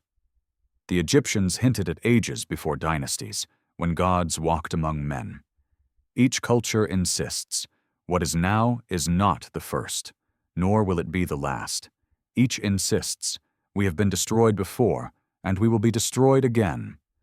But hidden within those warnings is always the promise that something survives, a remnant carried through by guardians of wisdom. Agartha, in this vision, is less utopia and more archive, the chamber where the continuity of humanity is safeguarded through fire, ice, and flood. Imagine this: a world on the brink, seas rising, skies darkening, forests burning. On the surface, panic. But beneath, in caverns glowing with their own light, a civilization waits in silence. They do not intervene, for intervention would change nothing. Humanity must learn its lessons, but they preserve patiently until the storm passes.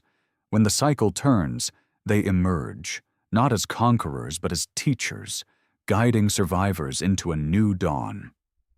Perhaps this has already happened, more than once. Perhaps every age we call the beginning is actually a re-beginning, seeded by those who endured below. This vision changes the meaning of Agartha. It is not simply a kingdom untouched by time, but a living mechanism of survival, woven into the rhythm of Earth itself. It explains why so many cultures share echoes of hidden refuges, why so many speak of guidance from below. It explains why the myth endures, because catastrophe endures, and with it, the hope that something will always survive. To believe in Agartha is to believe that humanity is not left helpless before disaster, that there is always a thread of continuity, a memory waiting to be reawakened. And so the cycles continue, each flood, each fire, each winter leaving scars on the surface, but sparing the heart below. Agartha becomes less a question of belief and more a reminder that wisdom is preserved not in libraries or monuments, but in silence, hidden away where greed and chaos cannot reach. When the next cycle comes, as it always does, will we be the ones scrambling on the surface, or will we have learned enough to find refuge within? The answer is not written yet. It waits, like the hidden empire itself, beneath the soil of our imagination, in chambers of stone and memory, keeping its light alive until the surface is ready again. As the 20th century deepened, the myth of Agartha shed its cloaks of legend and ritual and took on a new, sharper garment, conspiracy. It was no longer only monks in hidden monasteries or shamans by firelight who whispered of the world below. Now the whispers spread through governments, war rooms, and the imaginations of those who suspected that the powers ruling the surface had glimpsed something extraordinary and chosen to keep it hidden. The story of Agartha became entangled with secrecy itself, woven into the paranoia of an age where armies clashed, nations spied, and every mystery seemed to conceal a weapon. The Nazi obsession with the occult fueled much of this transformation. Beyond their brutal campaigns of conquest, there were rumors of expeditions into Tibet, into South America, and, most famously, into Antarctica. Officially, these missions were framed as scientific, but conspiracy theorists claimed they were hunting for entrances into the Earth, seeking alliances with the hidden civilization. The idea of Base 211, an underground fortress in Neuschwabenland, became a central node in this myth. Some even claimed the Nazis established contact with advanced beings beneath the ice, trading knowledge in exchange for technology.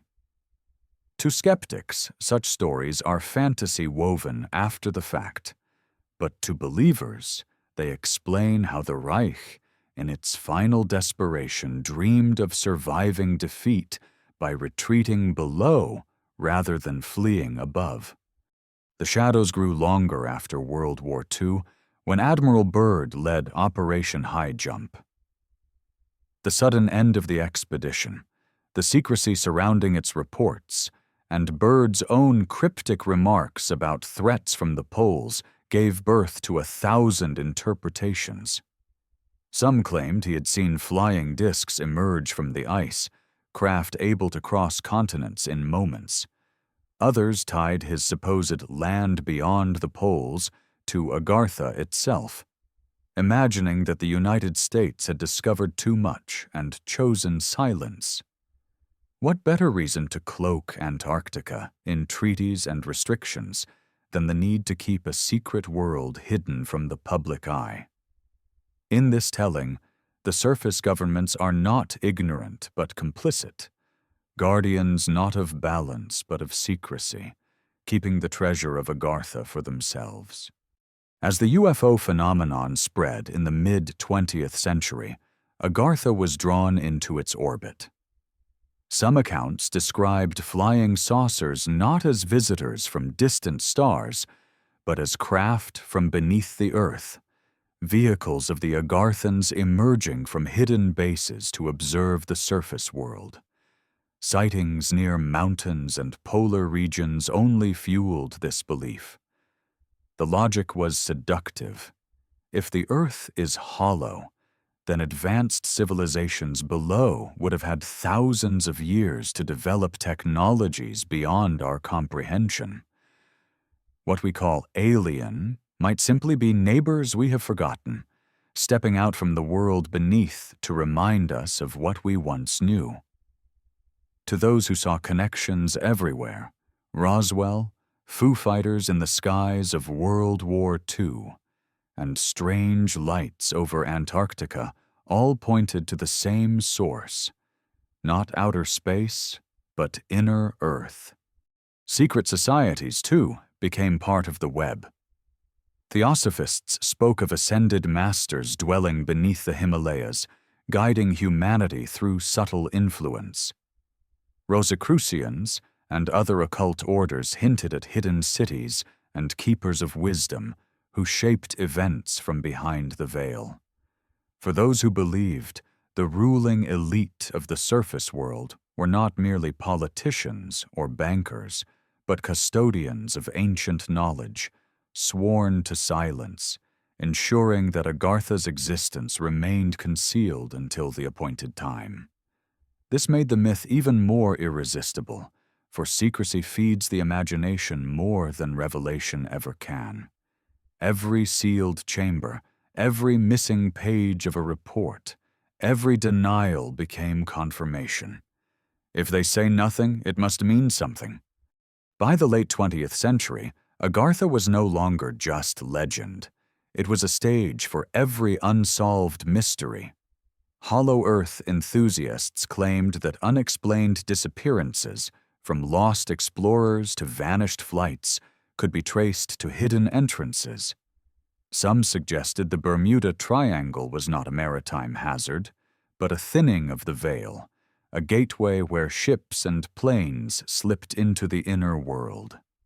Others pointed to the Amazon's vanishing travelers, the strange magnetic anomalies in Siberia, or even volcanic caverns in the Pacific as signs of the same network.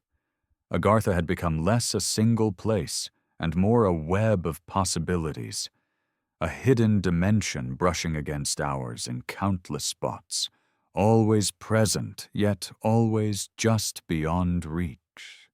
For conspiracy theorists, this transformation carried a darker implication, that governments not only knew, but actively suppressed the truth. Why, they asked, are certain zones off limits to civilians? Why do satellite maps blur certain areas? Why are discoveries of vast underground chambers beneath the pyramids, the Andes, or Antarctica so often reported and then forgotten? The answer, in their eyes, is that the truth is too powerful to reveal. If Agartha exists, it could hold technologies, energies, even philosophies capable of overturning the balance of the world. To release that knowledge into a society still driven by greed and war would be to hand a torch to children playing with fire. Better, then, to guard it, to keep it hidden until humanity matures, or, in the darker telling, to hoard it for the benefit of the few. Yet beneath all the fear and suspicion, the same theme repeats. Agartha is not destroyed. It is not gone. It waits, hidden by guardians both spiritual and political, protected not only by monks and myths, but by the machinery of secrecy itself. Whether one sees this as benevolent, shielding us from knowledge we are not ready for, or sinister, withholding power for the few, depends on perspective. In both cases, the myth insists that the hidden empire still endures, shaping the surface from below. Picture, then, the world as we know it, cities burning electric light into the night sky, satellites circling above, armies patrolling borders, and beneath it all, silent caverns where a different light glows, where knowledge older than any library rests untouched, where beings watch and wait. The conspiracy theories are not proof, but they are fuel. They keep the story alive in an age when myth often dies under the weight of data. They remind us that even in the age of satellites and supercomputers, there are still shadows we cannot pierce. And as long as those shadows exist, Agartha will continue to breathe through them, hidden not only by stone and silence, but by secrecy itself. While explorers dreamed of polar openings and adventurers hunted for hidden caves, others turned inward, weaving Agartha into systems of philosophy and mysticism. For them, the hidden kingdom was less geography than symbol, not only a city of stone and light beneath our feet, but a reflection of the order that should guide the surface. It was a mirror of harmony, a reminder that while the world above seethed with chaos, there could exist a deeper blueprint waiting to be rediscovered. The most vivid example of this transformation was Senarchy, the system described by Saint-Yves d'Alvedre when he first introduced Agartha to Western imagination. For him, Agartha was ruled not by divided powers, but by a monarch embodying both wisdom and authority, guiding a society where science, religion, and politics did not compete but worked together like instruments in one symphony. It was a utopia of balance, a place where humanity's endless rivalries were dissolved into cooperation. Though his words were dismissed as fantasy by many, they planted a seed. What if the hidden world was not only real, but a model? What if our surface civilizations could mirror its harmony? Later, the Theosophical movement expanded this seed into a forest of belief. Founded in the late 19th century by Helena Blavatsky, Theosophy drew on Eastern traditions, Western esotericism, and the hunger for hidden wisdom in an industrial age. Within its teachings, Agartha and Shambhala became not only physical realms, but abodes of ascended masters, beings of immense wisdom who guided humanity's spiritual evolution from afar.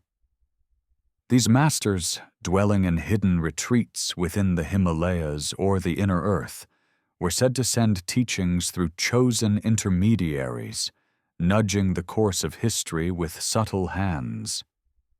In this vision, Agartha was not merely survival or sanctuary. It was the headquarters of enlightenment, a council hall of the wise where decisions were made not with armies, but with consciousness itself. To theosophists, the myth of the hidden kingdom became proof that humanity was not abandoned. Even as wars raged and greed devoured the surface, there existed an inner fraternity safeguarding knowledge until the time came to reveal it. This was less conspiracy than comfort. The belief that history had a hidden order and that chaos was not final. Theosophy painted Agartha as a node in the great chain of being, a step in the ladder between humanity and divinity. To reach it was not to stumble upon a cave, but to rise in awareness, to attune oneself to the higher vibrations of the planet.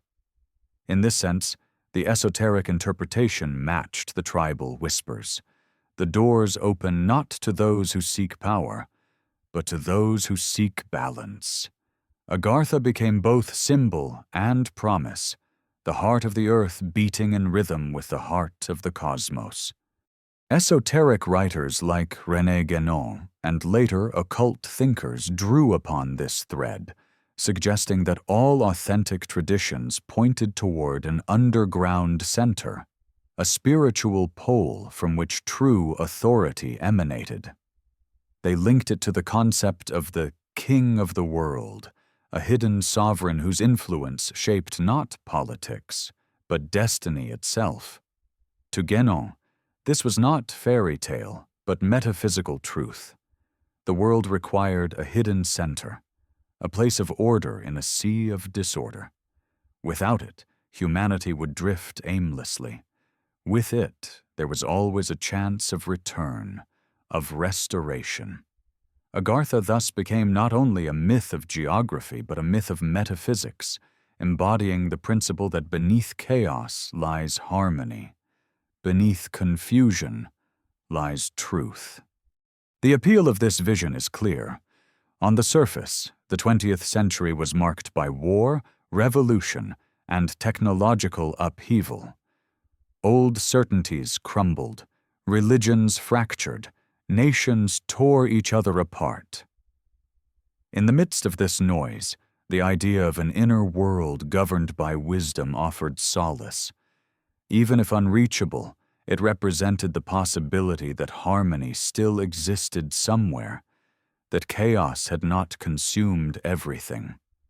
Theosophists spoke of cycles, of ages when the hidden masters would reveal themselves more openly, teaching humanity new sciences, new philosophies, new ways of being. Until then, their kingdom remained veiled, but its presence could be felt in whispers of intuition, in sudden flashes of insight, in the slow unfolding of consciousness itself. In this esoteric light, Agartha's entrances are not only mountains, pyramids, or polar ice. They are states of mind. Meditation becomes the tunnel. Ritual becomes the key. The journey is less through miles than through awareness, descending not into stone caverns but into the hidden chambers of the self. To enter Agartha, one must cultivate clarity, balance, humility. The initiation is inward. This interpretation dovetails with the frequency idea. The kingdom vibrates at a higher level, and only those who raise their own frequency can perceive it. Thus, Agartha is everywhere and nowhere, simultaneously within and beneath, a kingdom of both matter and spirit. Even those who reject the literal hollow earth find resonance in this symbolism. Agartha as harmony, as inner refuge, as the preserved wisdom of ages, becomes a metaphor for the human condition. We live on the surface, battered by storms of politics and greed, yet within us lies an inner kingdom waiting to be uncovered. To believe in Agartha is, in one sense, to believe in ourselves, in the possibility that beneath the noise of our minds there is stillness, balance, and light. The monks, the guardians, the secret societies all serve as external mirrors of an internal truth. That entry is gained not by conquest, but by transformation. And so the myth expands. For some, it remains literal, caverns glowing beneath the earth, cities of crystal and knowledge. For others, it becomes allegory, a call to discover the hidden kingdom within. Both interpretations feed each other, keeping the story alive. Theosophy, synarchy, and other esoteric traditions gave Agartha a place not only on maps of stone, but on maps of spirit. They ensured that even in an age of skepticism, the hidden empire would not vanish. It would simply change form, becoming what it had always been, a mirror reflecting both our hunger for knowledge and our longing for harmony. In this way, Agartha straddles two worlds, myth and philosophy, geography and metaphysics. It is a kingdom both beneath and within, both hidden in mountains and shining in meditation. Whether one sees it as literal or symbolic, its role is the same: to remind us that harmony exists, that wisdom endures, and that beneath the chaos of the surface lies a deeper order waiting to be revealed. And perhaps that is why the myth refuses to die. It is not only about what lies under the earth, but about what lies under ourselves. Among the most persistent threads woven through the myth of Agartha is the belief that beneath the earth, in those hidden halls and luminous caverns, lies not only a civilization, but a library. Not shelves of books as we know them, but archives of wisdom preserved from ages long before ours, knowledge of sciences, histories, and technologies that could reshape the surface world. It is said that the Agarthans keep this knowledge safe, not to hoard it forever, but to shield it until humanity proves ready. The surface has seen too many cycles of hubris and collapse. To unleash the full power of the archives before we are prepared would be to repeat those disasters. And so, like guardians of a flame, the keepers of Agartha hold the secrets in silence. In Egypt, the Hall of Records has long been whispered beneath the sands of Giza. Legend says it lies under the Sphinx's paws, a sealed chamber containing the wisdom of a civilization lost to the flood. Some claim it is Atlantean in origin, others that it predates even Atlantis, a memory of an age when humanity walked closer to the gods. If the hall exists, it would be more than scrolls and stone, perhaps crystalline devices storing knowledge and light, or machines that can project images of the past. For those who dream of Agartha, the Hall of Records is not an isolated chamber, but part of the greater archive, a satellite vault of the hidden kingdom itself, linked to other chambers beneath mountains, deserts, and oceans. Each entrance on the surface, then, is not merely a door to a city, but to a library, a network of wisdom spanning the globe beneath our feet.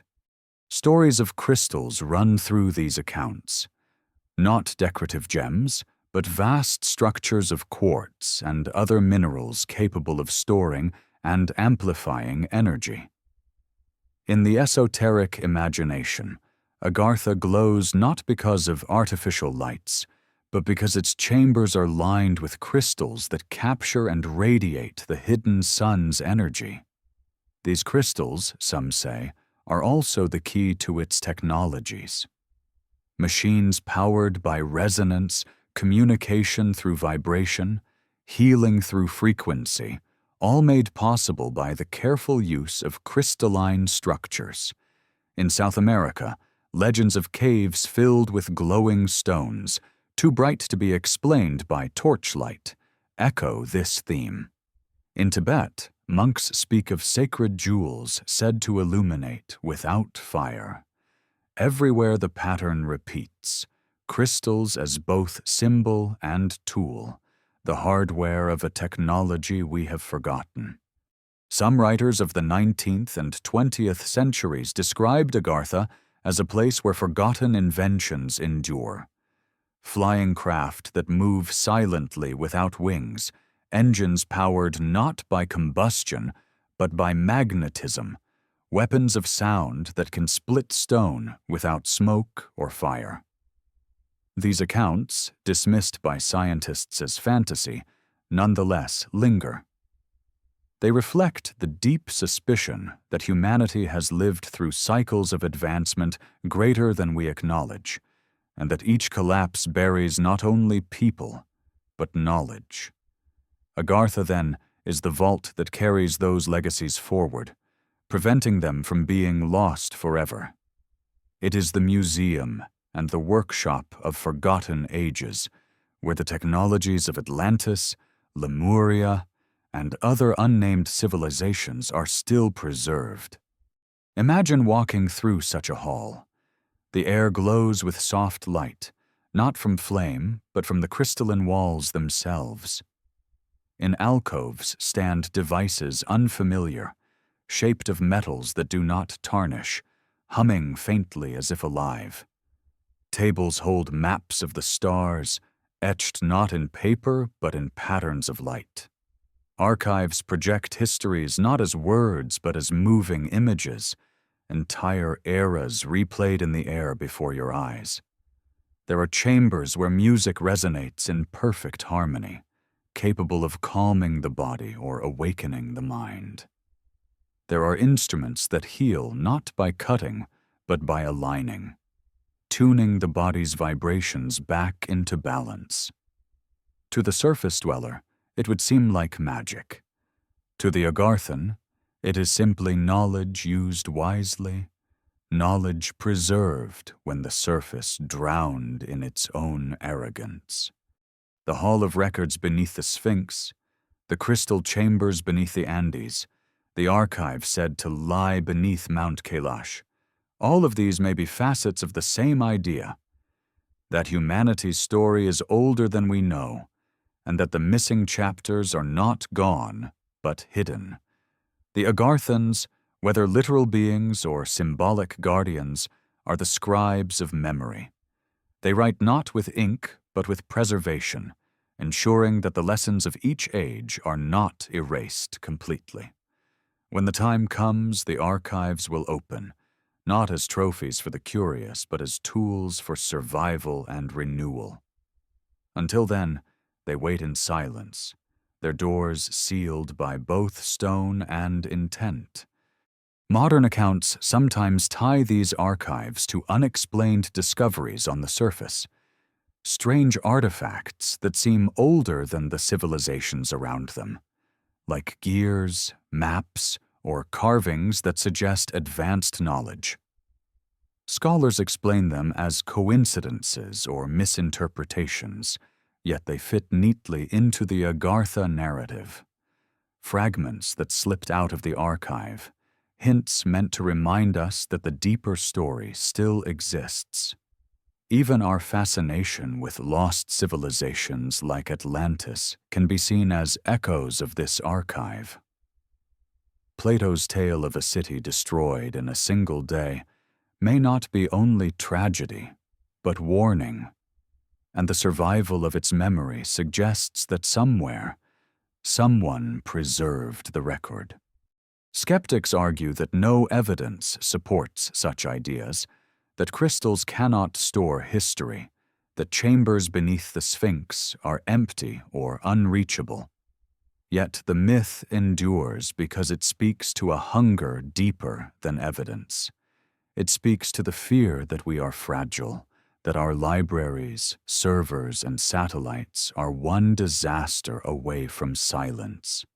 And it speaks to the hope that wisdom is not so easily destroyed, that somewhere beneath the cycles of collapse, the record of who we were still survives. To believe in Agartha's archives is to believe that memory is stronger than disaster, that the flame of knowledge can be carried through the flood. In the end, whether literal or symbolic, the Hall of Records and the Crystal Archives embody the same truth. Humanity yearns for continuity. We want to believe that even if we fall, something of us will endure, that our story will not vanish into ash and water. Agartha becomes the vessel of that yearning, the secret library beneath the soil, the heart of memory beating in silence until the world above is ready to listen again. And perhaps, when we are ready, the halls will open, and the light of those crystals will fall upon us like dawn. If Agartha is real, the question that rises like a tide is simple. Who lives there? The myths do not agree, and perhaps that is the point. Each culture, each era, paints the inhabitants in the shapes that haunt or inspire them most. To the Hopi, they are the Ant People, small, humble, generous, guiding humanity through fire and ice with food and shelter.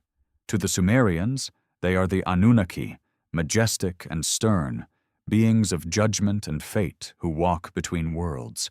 To the Hindus, they are the Nagas, serpent kings who dwell in jeweled palaces beneath rivers and mountains, guardians of treasure both material and spiritual.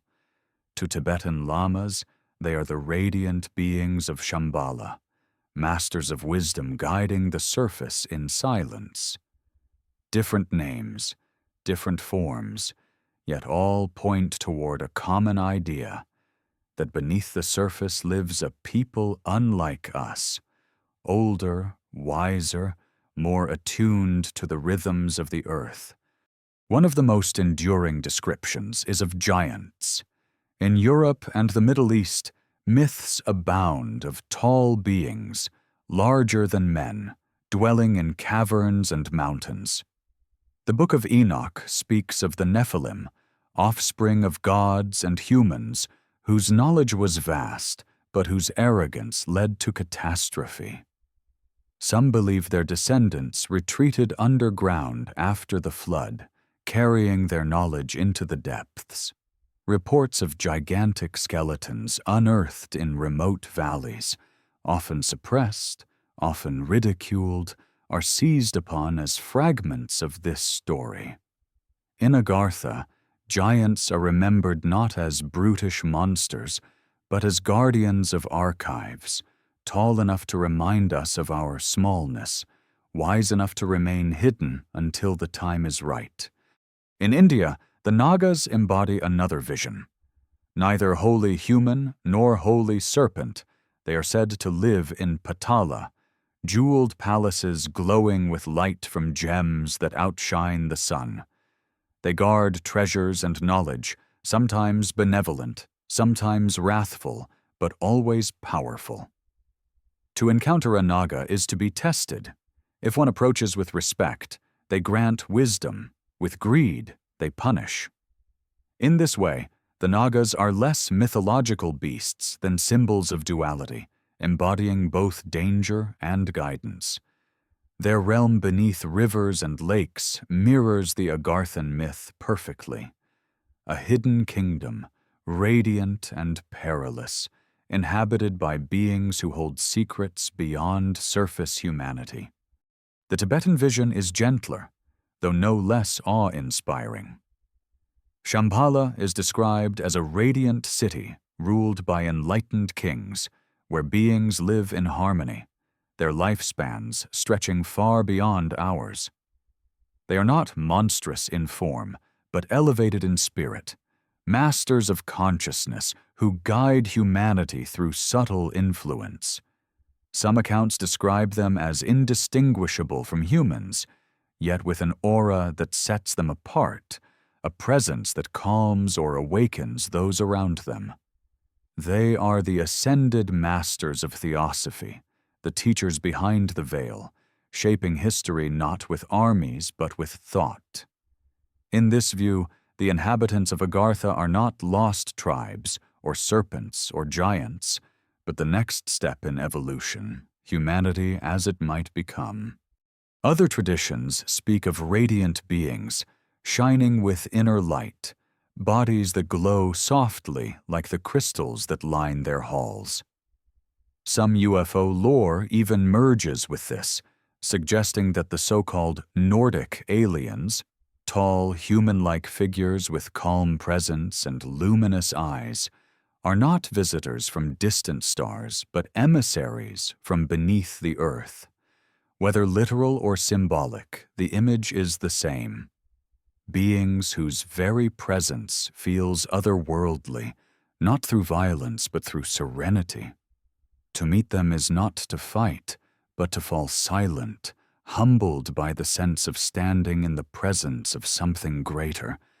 Of course, not all accounts are gentle.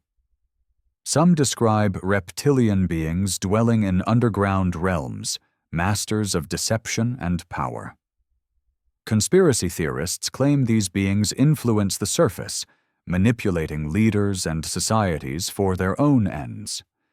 To them, Agartha is not sanctuary, but control, a hidden empire pulling strings through shadow.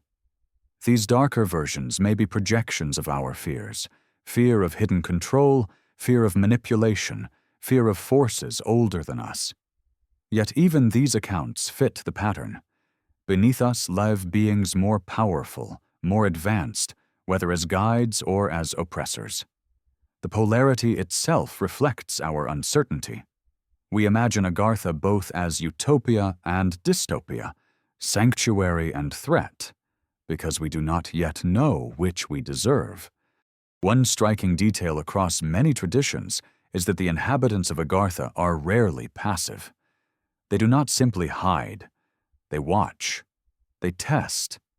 They intervene in subtle ways, guiding some, misleading others, protecting their entrances with guardians. The Hopi say the Ant People chose to save their ancestors because they listened and obeyed. The Tibetans say Shambhala will reveal itself when humanity is ready. The Hindus say the Nagas grant wisdom only to those who approach with reverence. In every case, the inhabitants are not neutral. They are custodians, choosing when and how to interact, shaping the story from below. This raises a profound question. If they exist, why do they remain hidden? The answer is always the same. Because we are not ready? Imagine standing before one of these beings, a giant tall as two men, eyes filled with memory of ages we cannot comprehend, or a radiant master, glowing softly, whose gaze cuts through deception, or a Naga, serpent-eyed and regal, coiled around treasures not meant for conquest but for teaching. The encounter would not be like meeting another human. It would be like facing a mirror that reflects not your face, but your essence, forcing you to see yourself as you truly are. Perhaps this is why they remain hidden. Not because they fear us, but because we fear ourselves. In the end, the inhabitants of Agartha serve the same role as the kingdom itself. They are mirrors of our imagination, our fears, our hopes. Giants embody our longing for greatness and our fear of arrogance. Nagas embody our respect for wisdom and our dread of power misused. Radiant masters embody our hope for guidance, our belief that someone wiser watches over us. Reptilians embody our paranoia, our suspicion that forces we cannot see control our fate. Each version reveals not only what lies beneath the earth, but what lies beneath us. We see in them what we are, what we might become, and what we most fear. And perhaps that is the final truth of the inhabitants. They are not fixed beings, but shifting reflections, adapting to the culture that imagines them. To the Hopi, they were ants, humble and sustaining. To the Sumerians, they were gods, stern and powerful. To the Tibetans, they were enlightened rulers.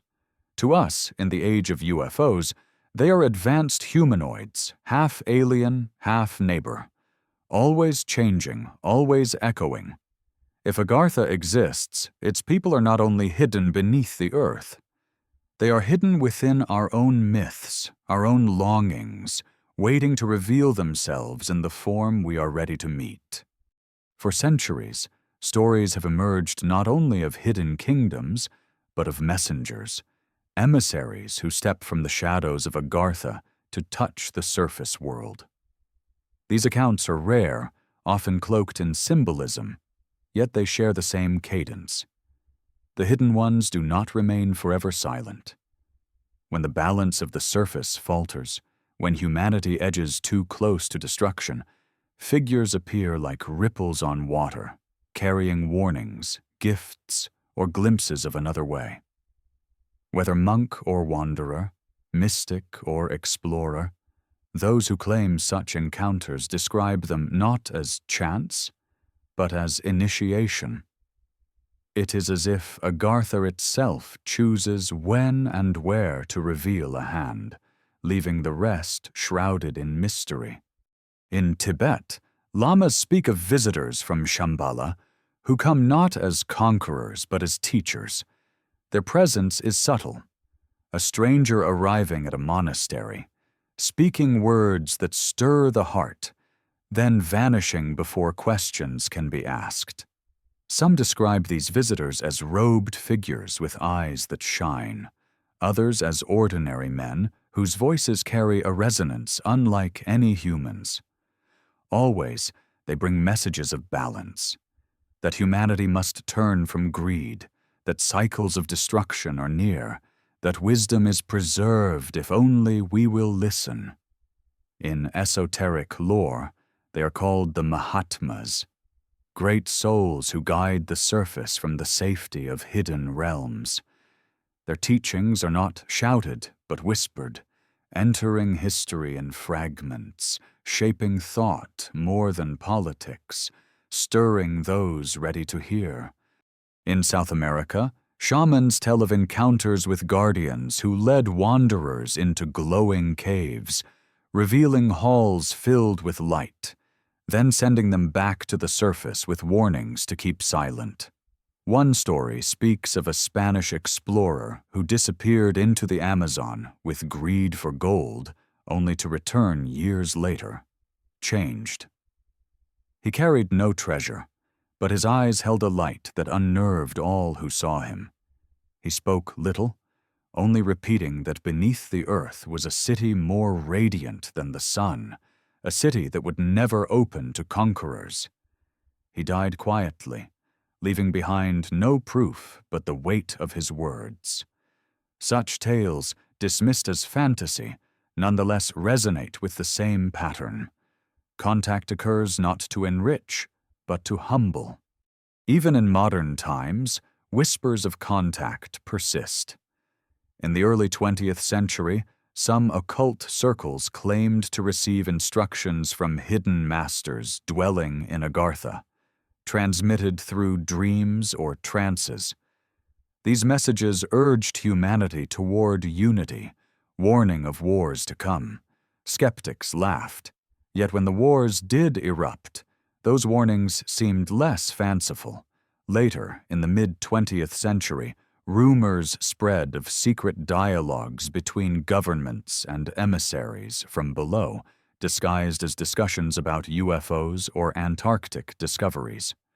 The stories claimed that surface leaders were offered guidance but refused, unwilling to abandon ambition and control. Whether true or not, the idea that contact was attempted but ignored strikes a deep chord.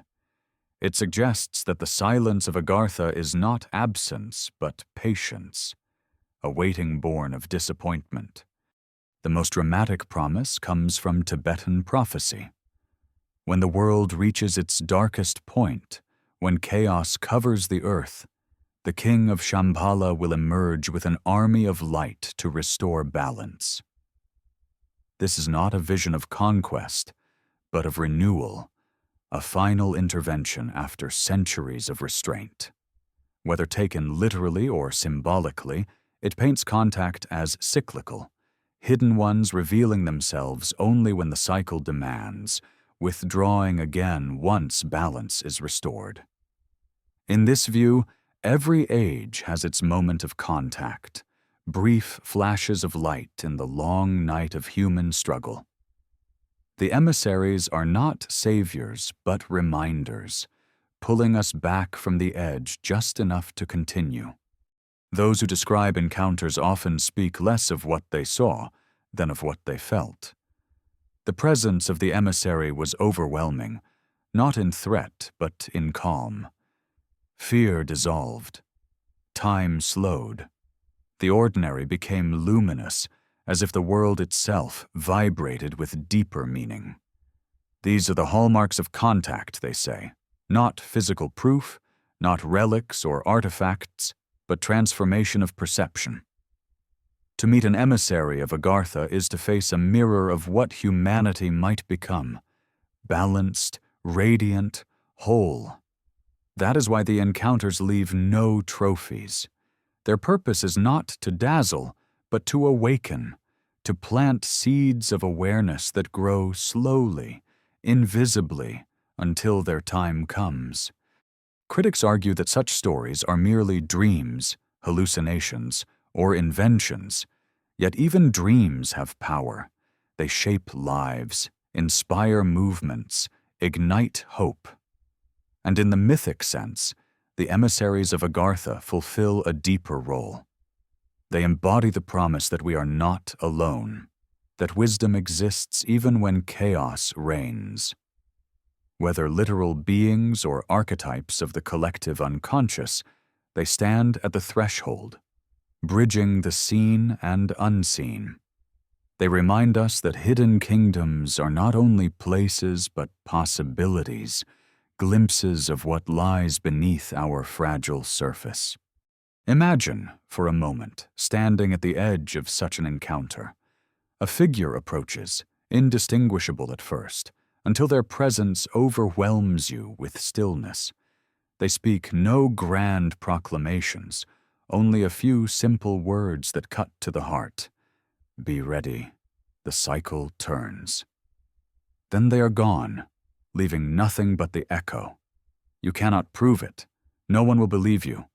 Yet you are changed. Perhaps this is the essence of Agarthan contact.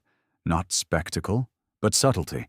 Not conquest, but the quiet planting of seeds. Proof is denied so that faith, discipline, and transformation remain the only paths to entry.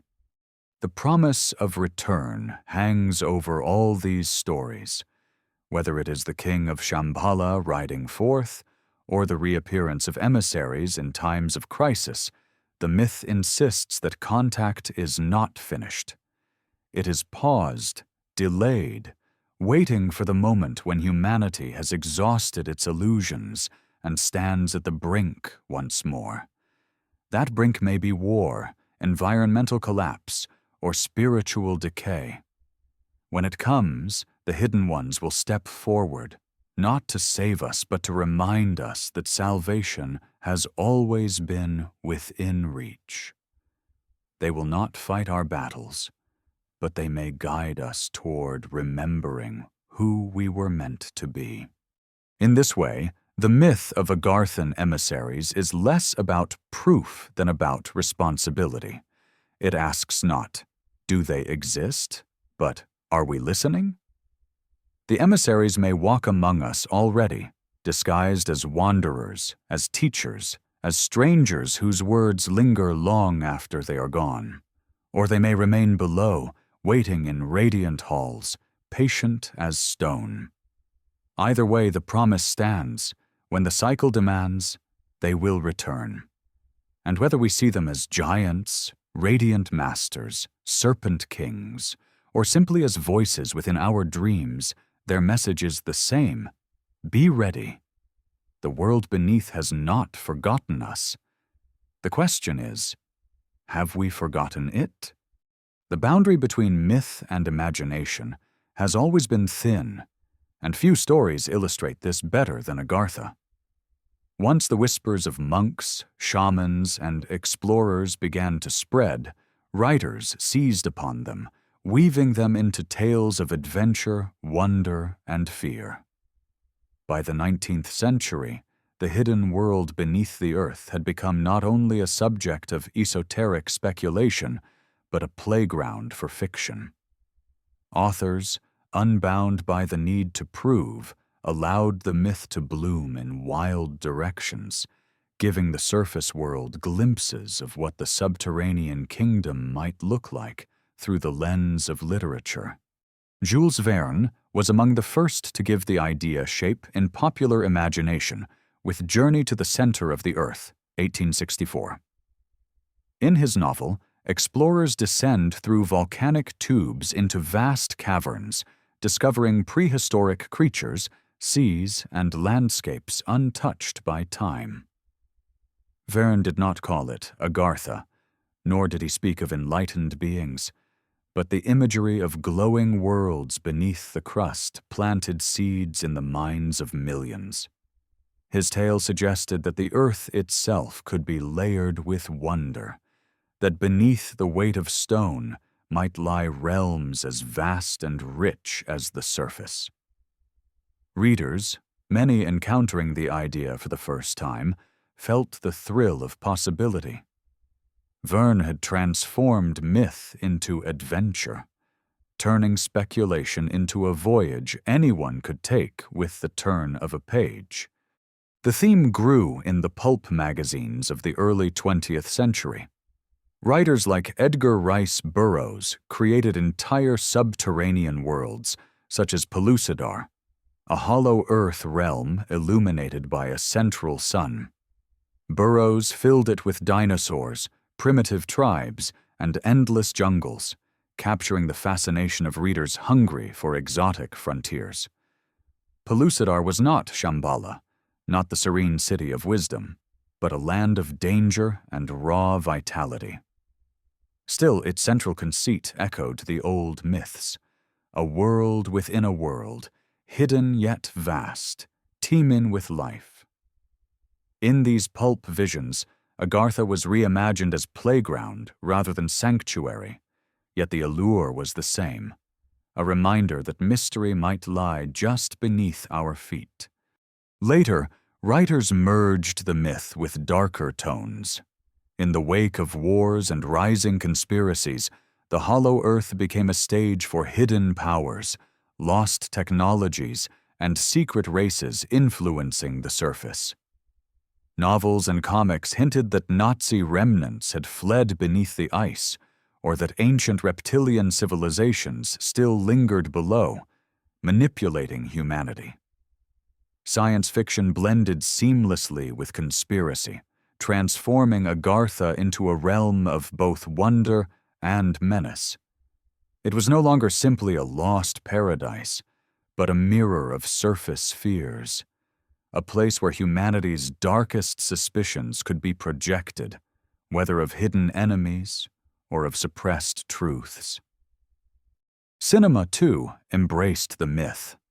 Films like The Mole People, 1956, imagined strange subterranean races, while later works like At the Earth's Core, 1976, based on Burroughs' stories, brought fantastical hollow worlds to the screen. Even mainstream adventure franchises dipped into the imagery. The idea of hidden civilizations, glowing crystals, and secret chambers beneath pyramids or mountains recurs again and again. In each retelling, the myth evolves to fit the anxieties of the age. For the Victorians, it was adventure and science. For the Cold War, it was secrecy and hidden powers. For modern audiences, it is often a blend of both, wonder tempered by fear of what has been concealed. Contemporary culture continues to draw from the well. Video games imagine subterranean realms filled with ancient guardians. Films weave the myth into plots of hidden archives, underground empires, or alien alliances. Even comic book universes borrow freely from Agartha, dressing it in new names but keeping the same essence. A hidden world beneath, waiting to be revealed. The myth's adaptability is its strength. It can be utopia or dystopia, playground or prison, sanctuary or threat. Whatever humanity fears or desires, Agartha absorbs and reflects it. Yet beneath all the fiction, the core myth persists unchanged. Writers may fill the caverns with dinosaurs, Nazis, or crystal cities, but the essential image remains. The earth is not empty, but layered. It holds within it a secret, a world both familiar and alien, hidden until we are ready, or reckless enough to find it. Even when dressed as fantasy, this vision retains its grip because it touches something primal. The unknown is always compelling, and when placed beneath us, it becomes both intimate and unreachable, tantalizing in its closeness. Fiction also serves another role. It allows us to explore the myth safely, to imagine explorers meeting radiant beings or battling subterranean monsters is to play with the possibilities without demanding proof. It lets us step into the caverns without leaving our chairs, to taste wonder without the risk of failure. In this way, novels, comics, and films are not dismissals of the myth, but extensions of it, keeping it alive in the cultural bloodstream. Even skeptics who laugh at the idea of a hollow earth may still watch a film or read a story that plants the image of glowing caverns in their imagination. And once planted, the image rarely dies. Consider how many children grew up reading Verne or Burroughs, later carrying those visions into their adult lives. Some became explorers, scientists, or seekers, inspired by the idea that the world holds more than we know. Some turned to esoteric traditions, interpreting the stories as allegories of inner journeys. Others spun the myths into new conspiracies, merging fiction with speculation until the two were indistinguishable. In every case, the seed grew. Fiction did not kill the myth of Agartha, it ensured its survival, wrapping it in adventure so it could pass from generation to generation. Today, in an age of satellites and global maps, one might think the myth would wither. Yet it thrives, precisely because fiction continues to reimagine it. When a film shows a secret chamber beneath the desert, or a novel describes glowing cities beneath ice, audiences are reminded, perhaps the maps are not as complete as we think. Perhaps mystery still breathes beneath the surface. Agartha, then, becomes not only a myth of the past, but a story of the future, carried forward by the creative imagination.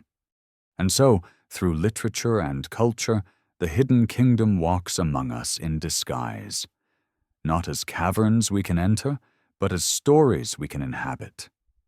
Each retelling, whether pulp adventure or modern blockbuster, carries the same whisper. There is more than meets the eye. The world is not exhausted. Beneath the ground, beneath our understanding, lies something waiting.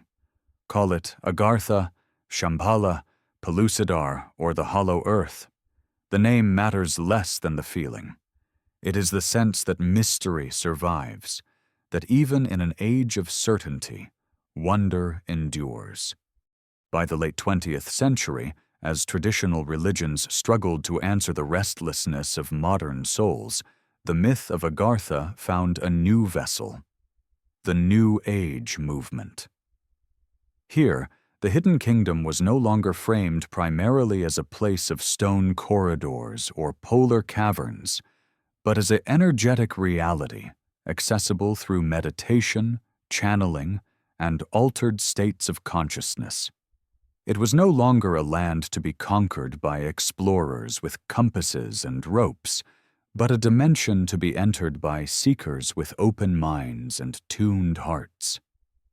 Agartha, once buried in the whispers of tribes and the dreams of adventurers, became a living symbol for those yearning to touch something beyond the surface of ordinary life.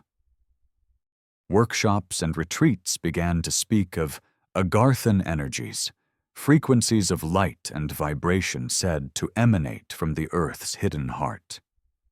Participants would gather in circles, eyes closed, hands joined, meditating to align themselves with these energies. Some claimed to feel waves of warmth rising from the ground. Others described visions of glowing halls, radiant beings, or crystalline cities shimmering just beyond perception.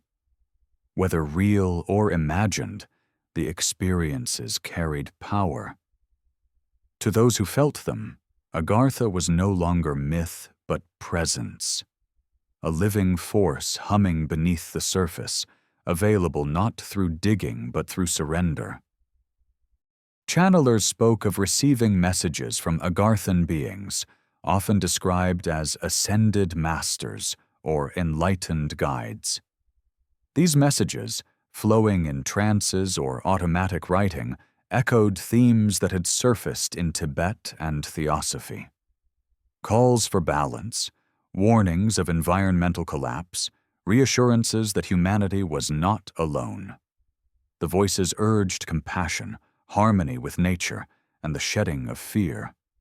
Skeptics dismissed them as inventions of the subconscious, but for those who listened, the words resonated.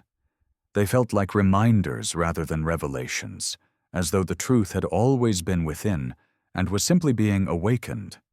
In this way, Agartha became not only a hidden kingdom, but a mirror for the spiritual journey itself, the descent into inner silence to find wisdom waiting below. Sacred sites around the world were reinterpreted as portals to Agarthan energy. Mount Shasta in California became a pilgrimage center, its slopes dotted with seekers who believed it to be the home of Telos, a subterranean Lemurian city. Visitors reported sightings of robed figures vanishing into mist, lights glowing on the mountainside, or dreams of being invited into crystal chambers beneath the peak.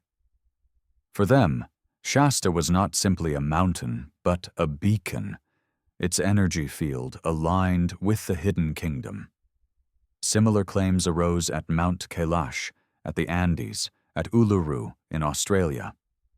Each sacred site became a node in a global network, an energetic doorway where the veil was thinner, where Agartha could be touched if one was tuned to its frequency. The New Age interpretation shifted the myth from secrecy to accessibility. Instead of hidden entrances guarded by monks or forbidden zones in Antarctica, the doors were said to be open to anyone willing to attune themselves. Meditation, breathwork, sound baths, crystal healing, all became keys. To sit in silence, to chant, to place a hand upon the earth and listen. These acts were said to align the seeker with the vibration of the hidden world. Agartha was no longer imagined as unreachable, but as near, humming beneath the everyday.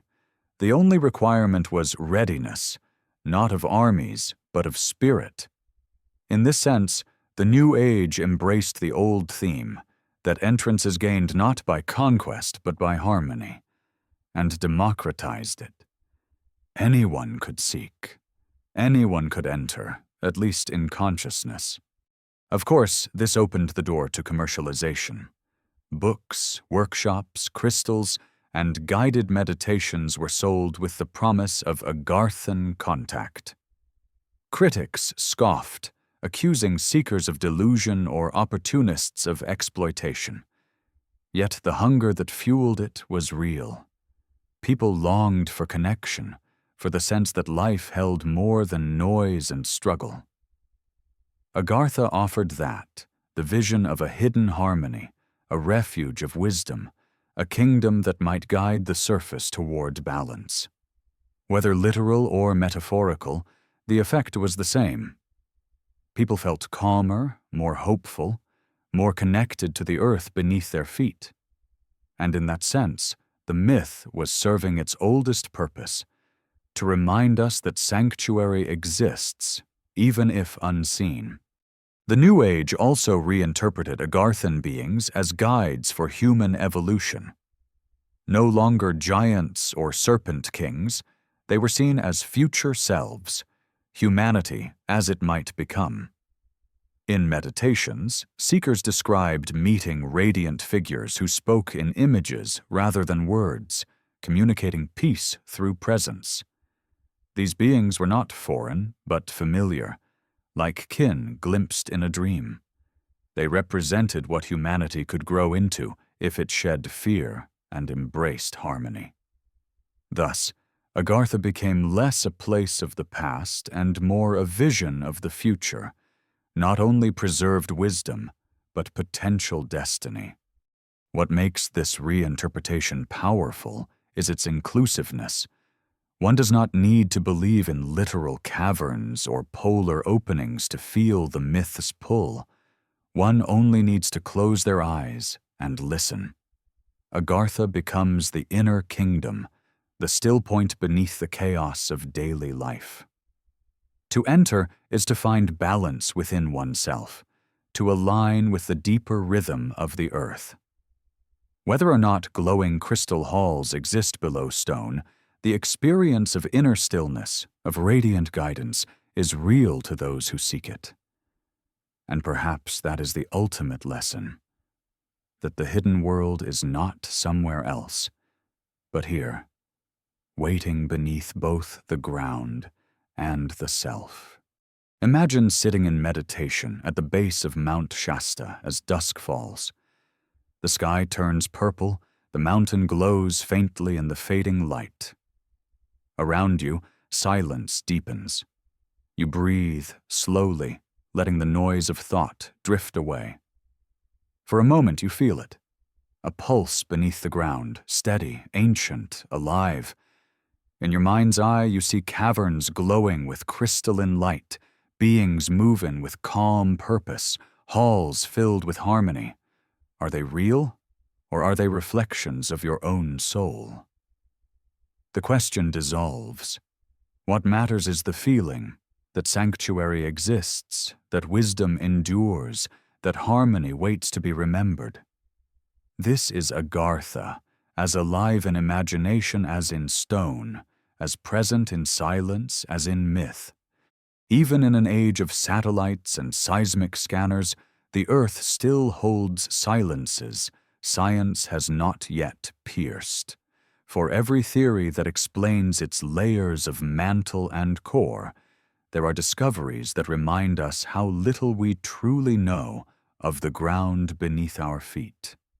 The myth of Agartha persists not only because of legend, but because of these gaps, these unexplored chambers where wonder can still breathe. Modern geology may dismiss a hollow earth, but it cannot claim to have mapped every cavern, every tunnel, every mystery hidden in the rock. In that uncertainty, the old stories find new foothold. Consider the vast cave systems we have already uncovered. Mammoth Cave in Kentucky stretches for more than 400 miles, with new passages still being discovered. The Son Duong Cave in Vietnam is so immense, it contains its own jungle, rivers, and weather system, a world within a world that remained hidden until 2009. Mexico's Nika mine revealed crystals taller than men, shimmering like the bones of the earth itself, locked away in darkness for hundreds of thousands of years. Each discovery feels like an echo of the old myths, caverns vast enough to house civilizations, glowing chambers that mirror the descriptions of crystalline halls in Agartha.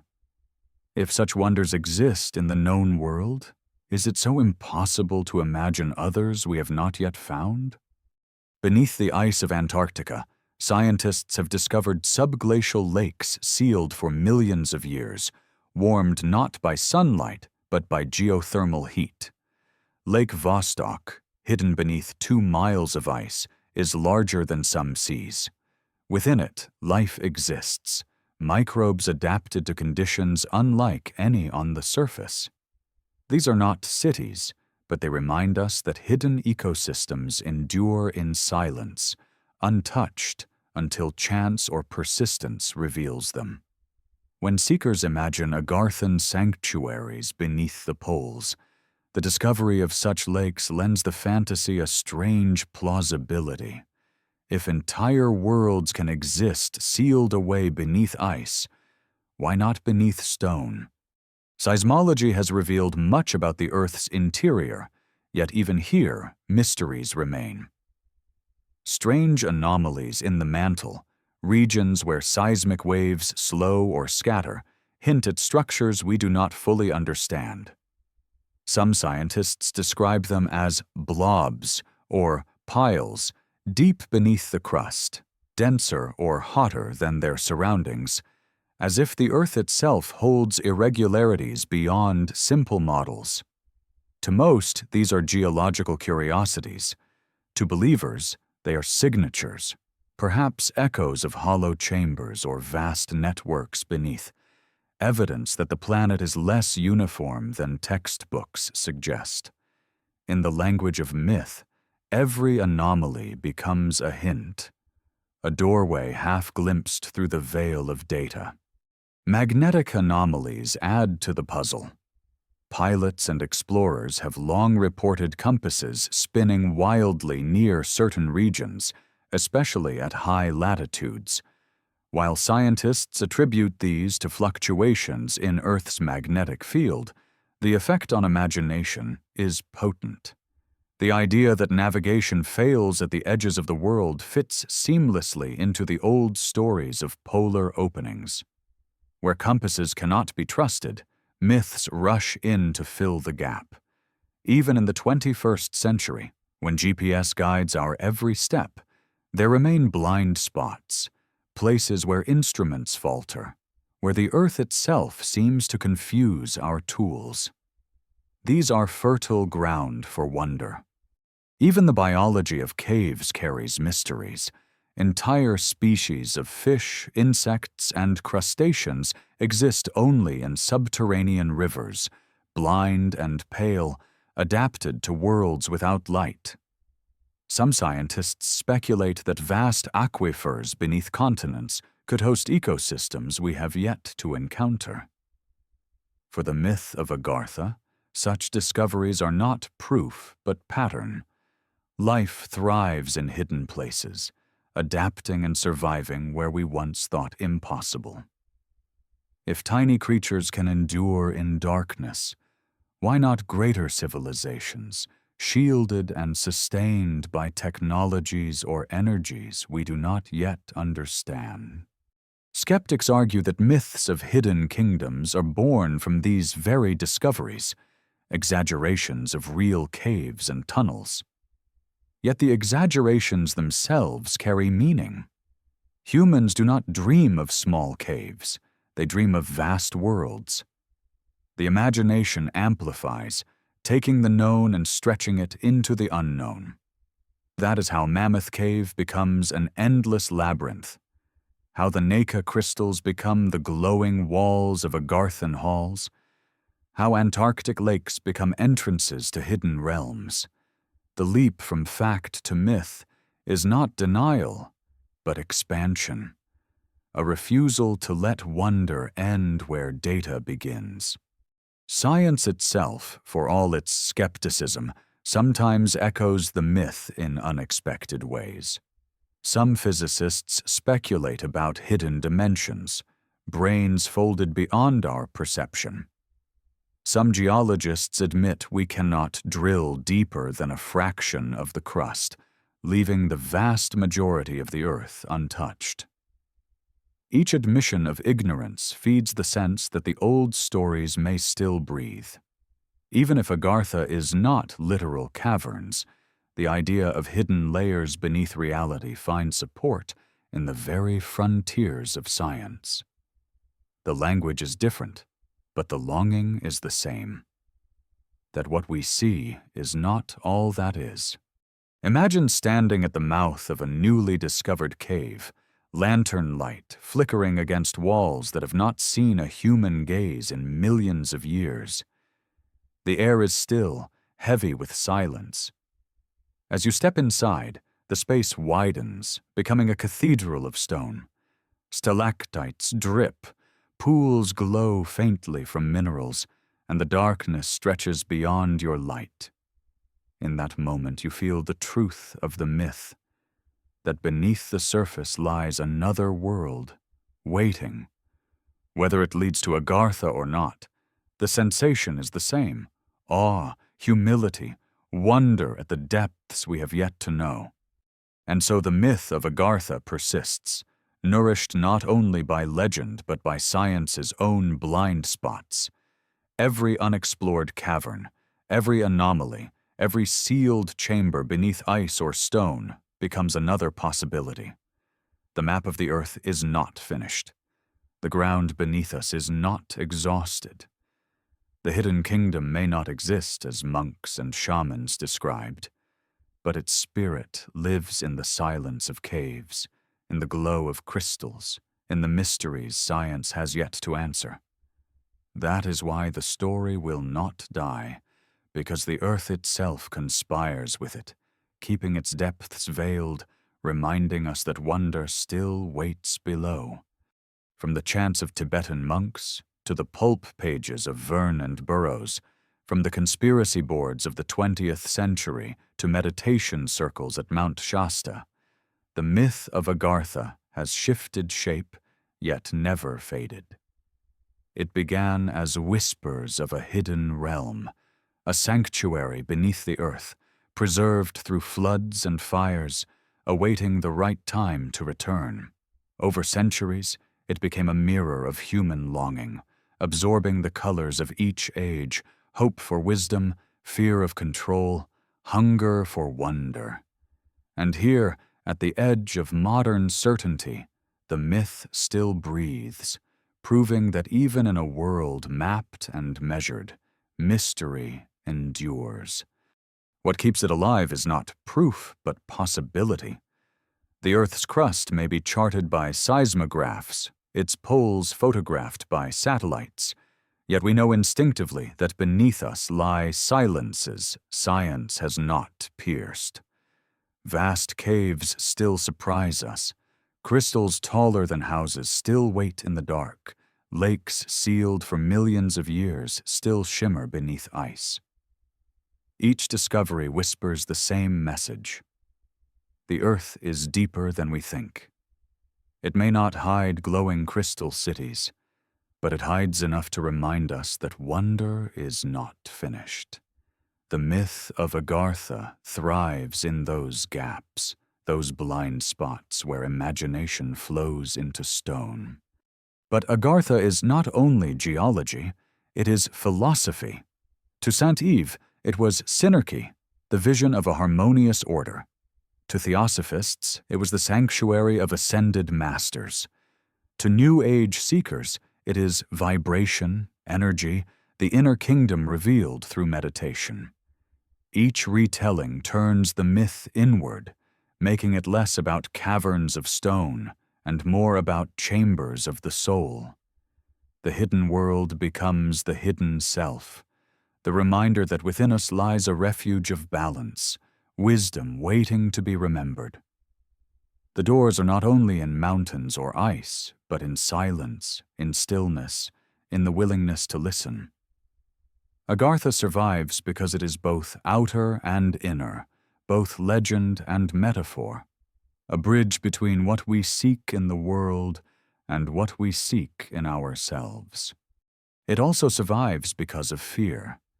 Conspiracies weave it into shadows, Nazis in Antarctica, reptilian controllers, secret archives beneath pyramids. These are darker reflections, projections of our suspicion that forces beyond us manipulate history. Whether true or not, the myth accommodates them, expanding to absorb the paranoia of each age. Yet even here, Agartha serves a role. It externalizes our unease, turning intangible fears into hidden empires we can imagine, if not prove. In this way, the myth is both comfort and caution, sanctuary and suspicion, always adapting to the psyche of its storytellers. What emerges is a paradox. Agartha is both the most fantastical of myths and the most enduring. No proof confirms it, yet no proof silences it. Each new era remakes it, and each seeker finds in it the reflection they need. For the fearful, it is a hidden oppressor. For the hopeful, a refuge of wisdom. For the imaginative, an endless frontier. For the spiritual, a mirror of the soul. It cannot die because it is not fixed.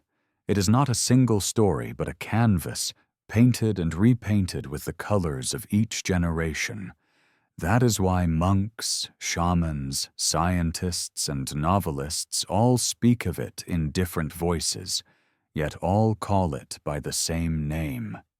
Imagine, for a moment, that the myth is true, that beneath us lies a kingdom glowing with crystalline light, halls of wisdom guarded by beings who remember ages we have forgotten.